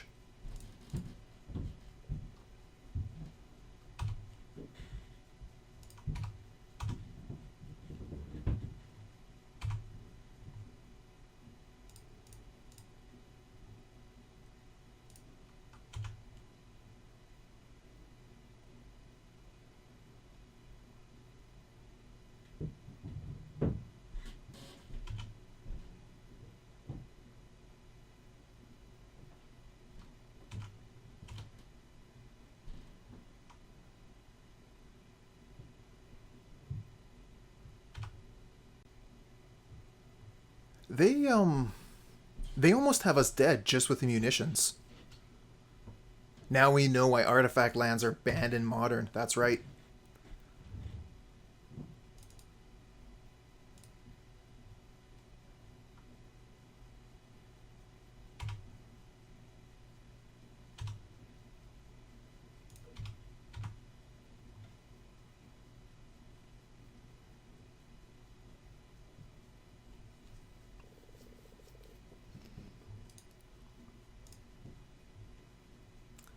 So it looks like we actually don't have any cards specifically directed at artifacts. Our sideboard is pretty bad for this matchup. We have Weather the Storm, which we can bring in, but I think that's actually the only card that I would consider.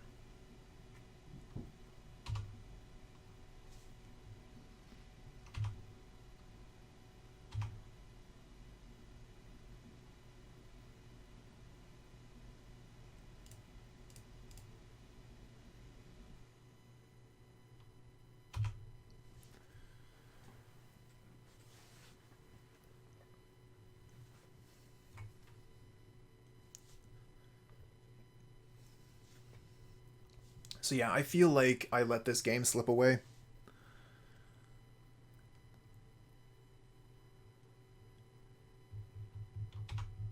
Ooh, another Disciple of the Vault. So these makeshift munitions are actually worth quite a bit of damage each.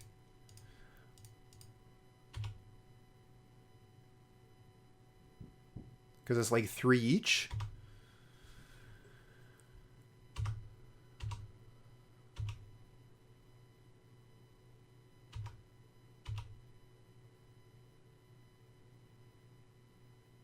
So we're actually dead on board.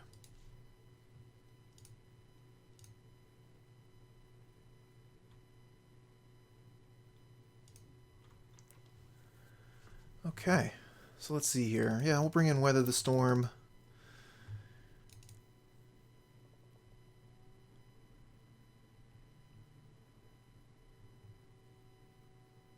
Take out the Pit-Skulks. They're going to be able to block those.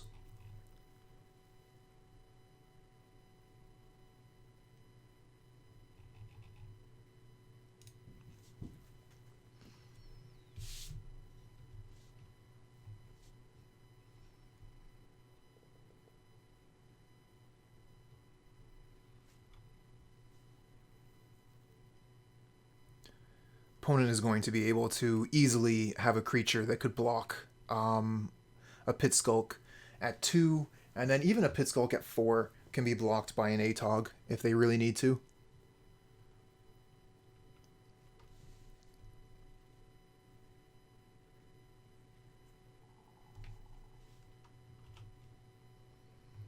I mean, this hand is okay. Young Wolf into Rancor.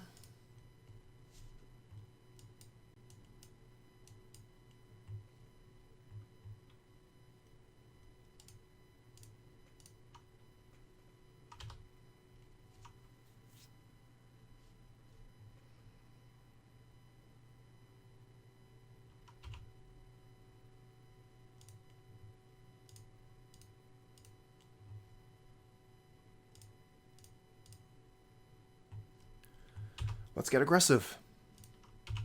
Make your own Groff.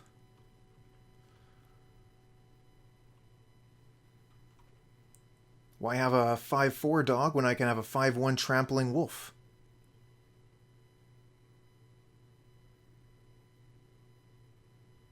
Okay, Wellspring. Still no creatures, no blockers. I like this. Swinging for another 5. I get Burning-Tree Emissary to follow it up.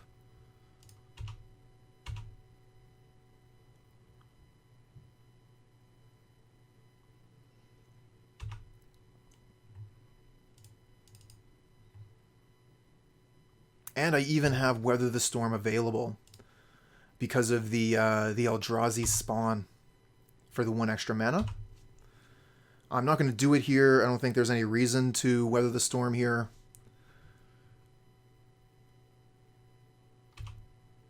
There might not even be any reason for it to be in the deck, honestly.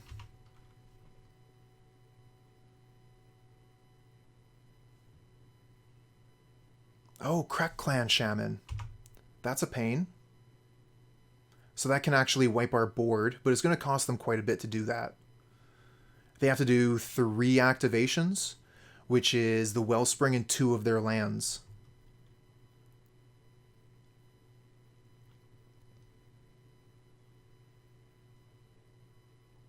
So if they have, like, yeah, okay, that makes it way better if they had another Wellspring. So they're able to sacrifice Wellspring, and then maybe Citadel. And that gets rid of my entire board.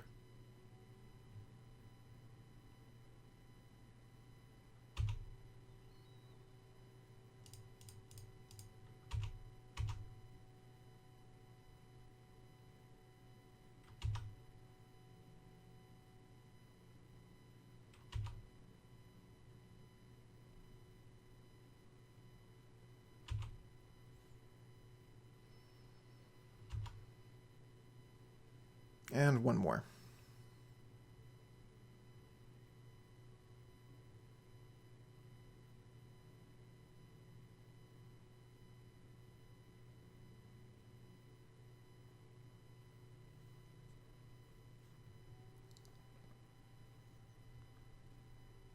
Oh, they're letting the young wolf survive. That's a shock. I did not expect that.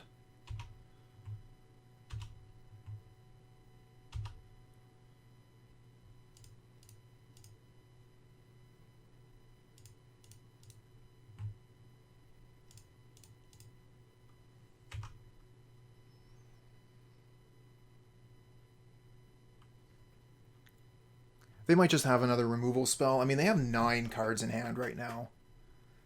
Those Ichor Wellsprings. Oh, the pre-Gush Ban Tribe combo. Yeah, that deck was wild. Gitaxian Probe. That card will be missed. No kidding.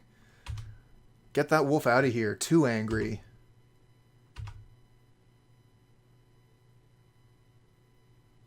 So yeah, bad call on the Weather the Storms here. This would be so much better as a creature. Any creature.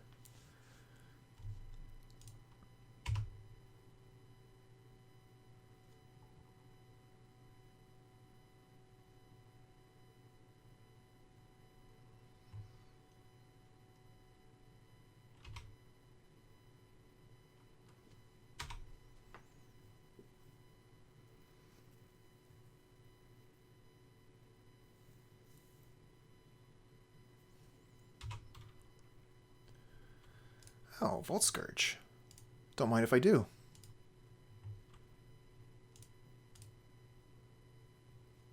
Now, why would they do something like that? Go and ban an innocent card like Gush.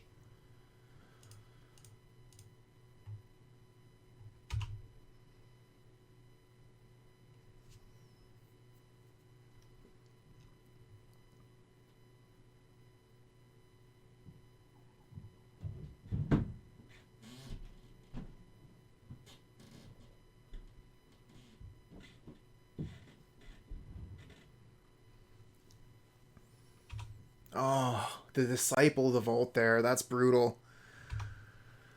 How many artifacts do they have? 1, 2, 3, 4, 5, 6, 7, 8.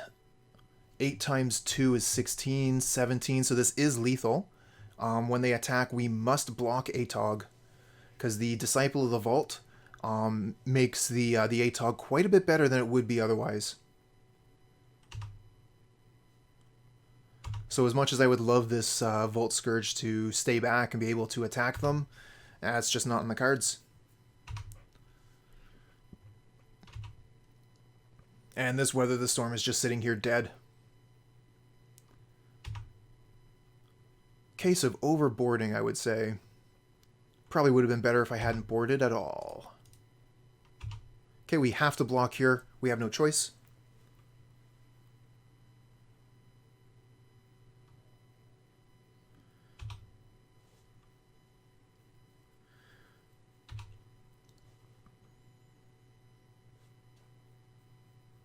Oh, with a Teamer Battle Rage. GG. Pretty sure that's death. Oh yeah, they can just sack everything.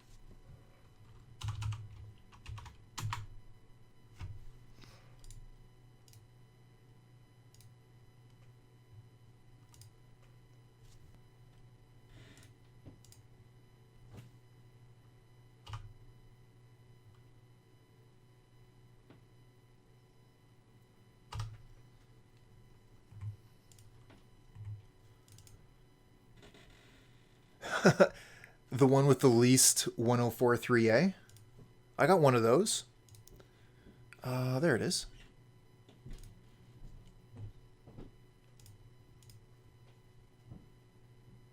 Was a really interesting match. I think that I made a really big mistake with my attack with the Bayou Groff into your ATOG.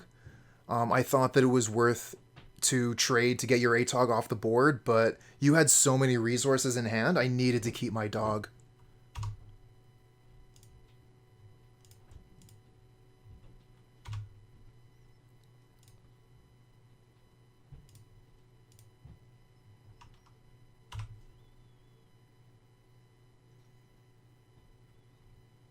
Oh yeah, Faeries. Faeries is a great deck. Mystic Sanctuary? Ugh, get out of here. Why Lotus Petal $25 on Moto? Good question. Was it only printed once?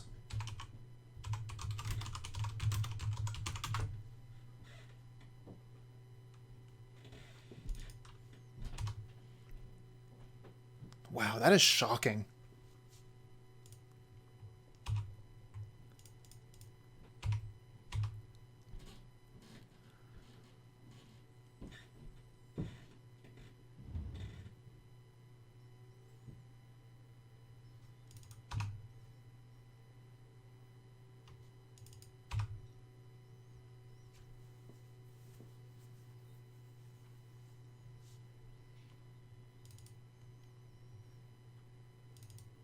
Oh, that's true too, Slayer. Thanks for bringing that up. It is played in Legacy as well.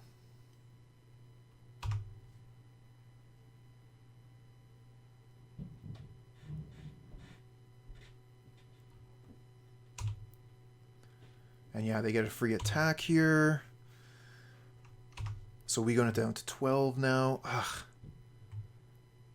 5, 6, 7, 8, 9, 10. Alright, so we might as well leave one Burning-Tree Emissary back.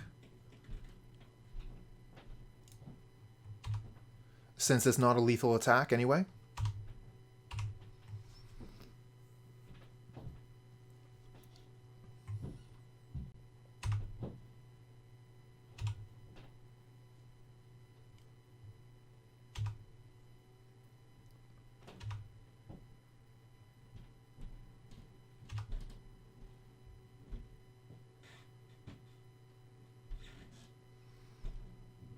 Okay, they conceded from the game. We got game 1 versus Burn. That is really good news. Now we get to bring in triple Weather the Storm. Don't think I really want anything else from the sideboard here. River Boa might be okay. Let's see what we take out.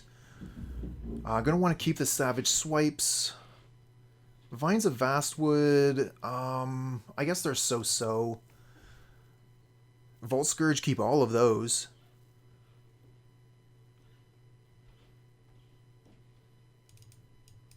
Take out Hunger. We got to take out one more card.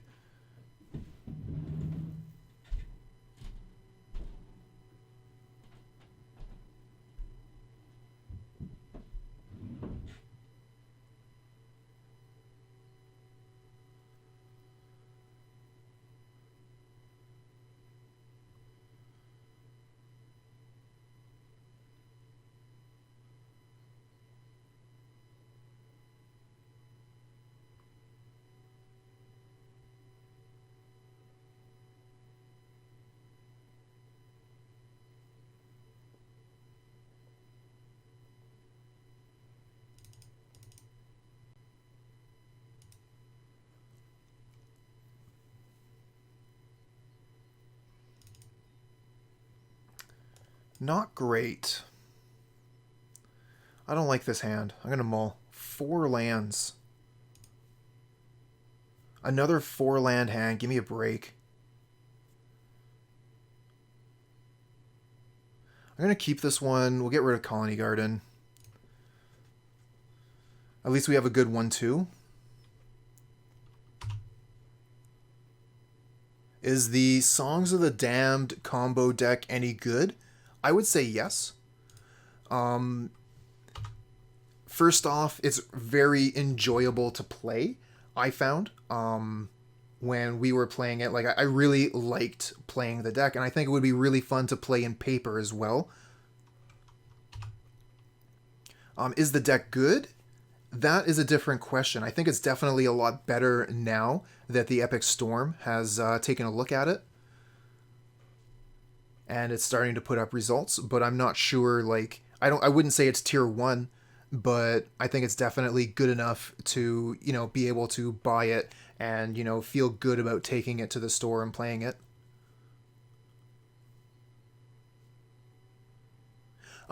So it doesn't lose to single counter spell, but you do have to be pretty careful about graveyard hate.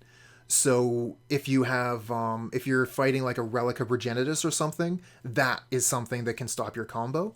But a counter spell, you can play through that.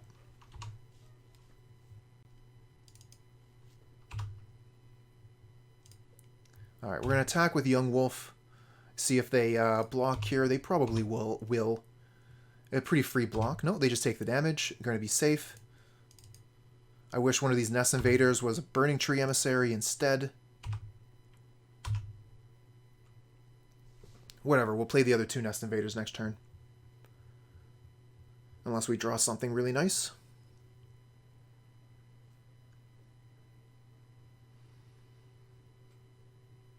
Let's go Weather the Storm off the top. How about that? I think we can probably safely 6 here. Just let them do their thing.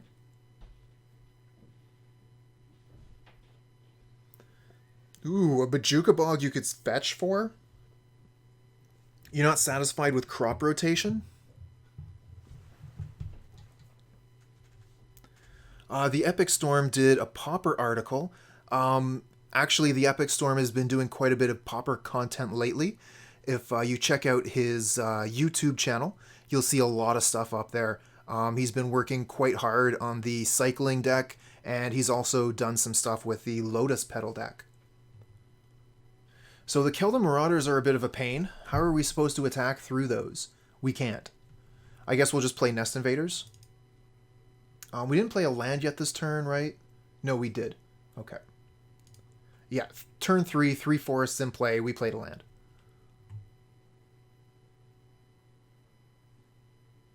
Crop rotation in Modern? Yeah, thankfully not.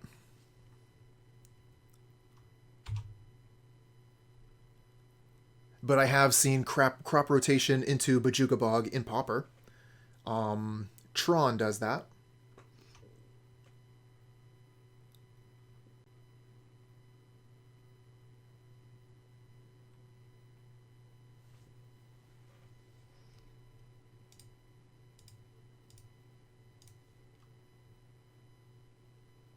Crop rotation is low-key one of the best cards in Legacy. I mean, it's a great card, that's for sure.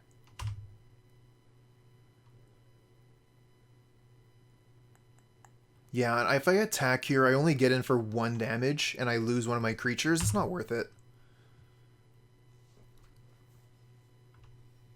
The Keldon Marauders will be out of the way very soon. And if it attacks, we can block it with an Eldrazi spawn.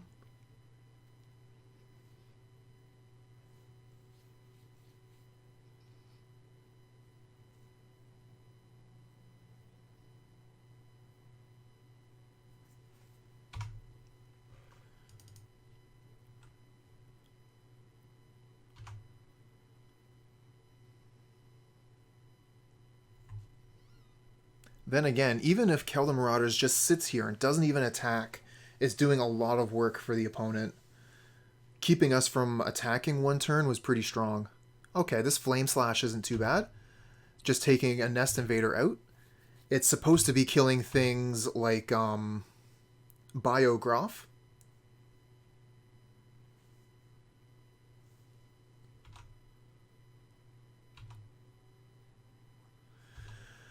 Ooh, opponent still has 2 cards in hand. We're almost dead.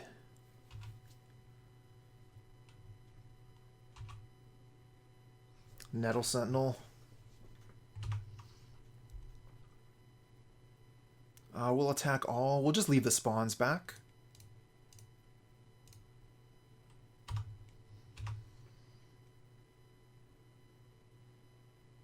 Yeah, block with Wolf would have been better. You're right. Make the Wolf bigger. But it didn't come up.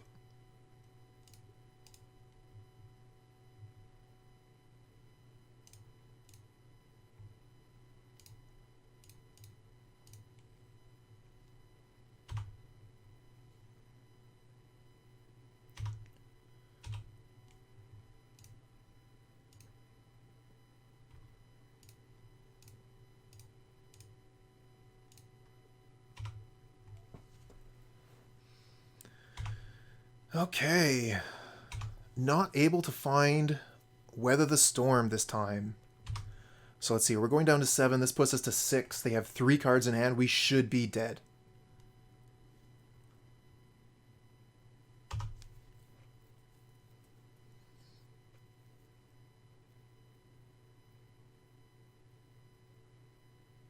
There it is.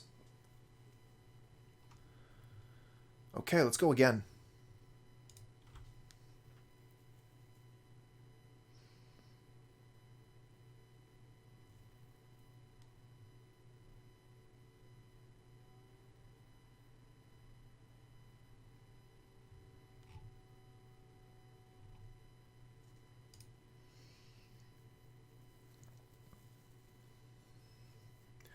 Okay.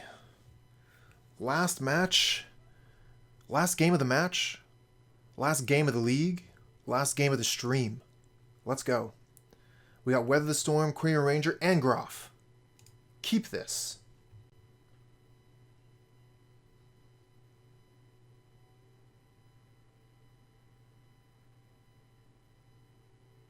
Start with Nettle Sentinel. And then go for Groff. That's the plan. Opponent mulliganing pretty heavily here, which is bad if you're playing Burn. You don't want to be mulliganing too heavily. Burn plays a lot like a combo deck. They need a critical mass of spells in order to win. So mulliganing to 5 is not where you want to be.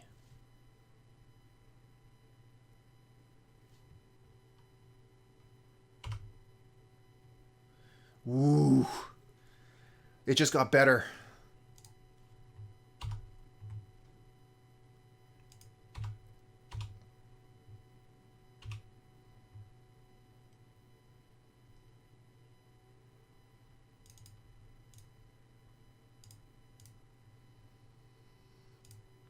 Always yes, always yield.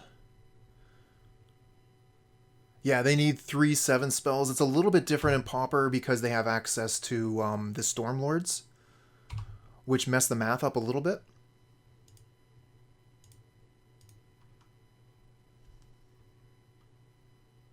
Alright, we're going to get the Groff down this turn, and fingers crossed they aren't able to kill it. If we're able to untap, then we have access to Vines of Vastwood to keep it safe. Keep it secret. But I was not willing to wait. I wanted to get that Groff out right away. With Burn, you got to act real quick. And with them stumbling on their resources here, their cards in hand, I really wanted to be able to apply pressure. And it looks like they're going to throw 2 burn spells. So the Needle Drop was a really well placed, really good way to get that last point of damage in.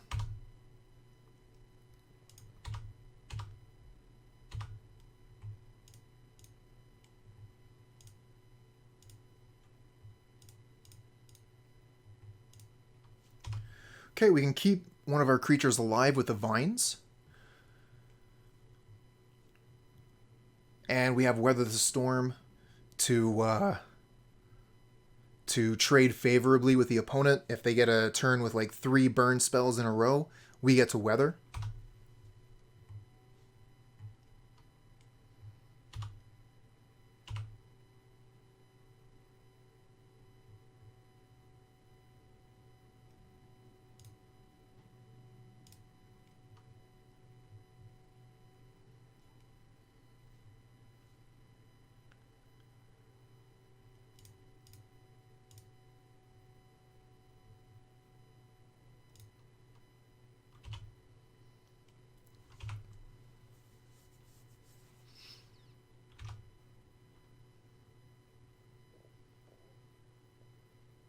Oh, they're flooding out too.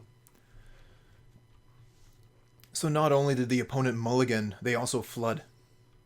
Oh, the Electrickery though. That's a bad one. Gets rid of both of our Quirion Rangers. I think we have to let it happen. We could potentially Vines one of them, but that didn't seem too good. We're just going to have to let that one go.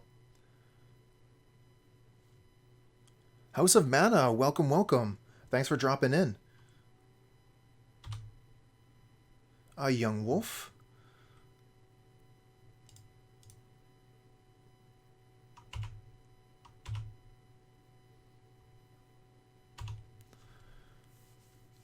Alright, get rid of those Kill the Marauders. Get out of here. Turn 5, we're still at 18 life. We haven't put up too much pressure yet either, though. But everything changed when the Fire Nation attacked.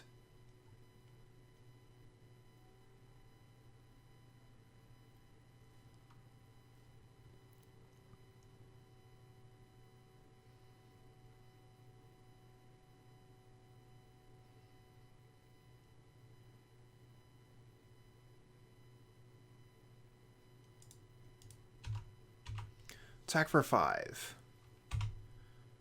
Nice.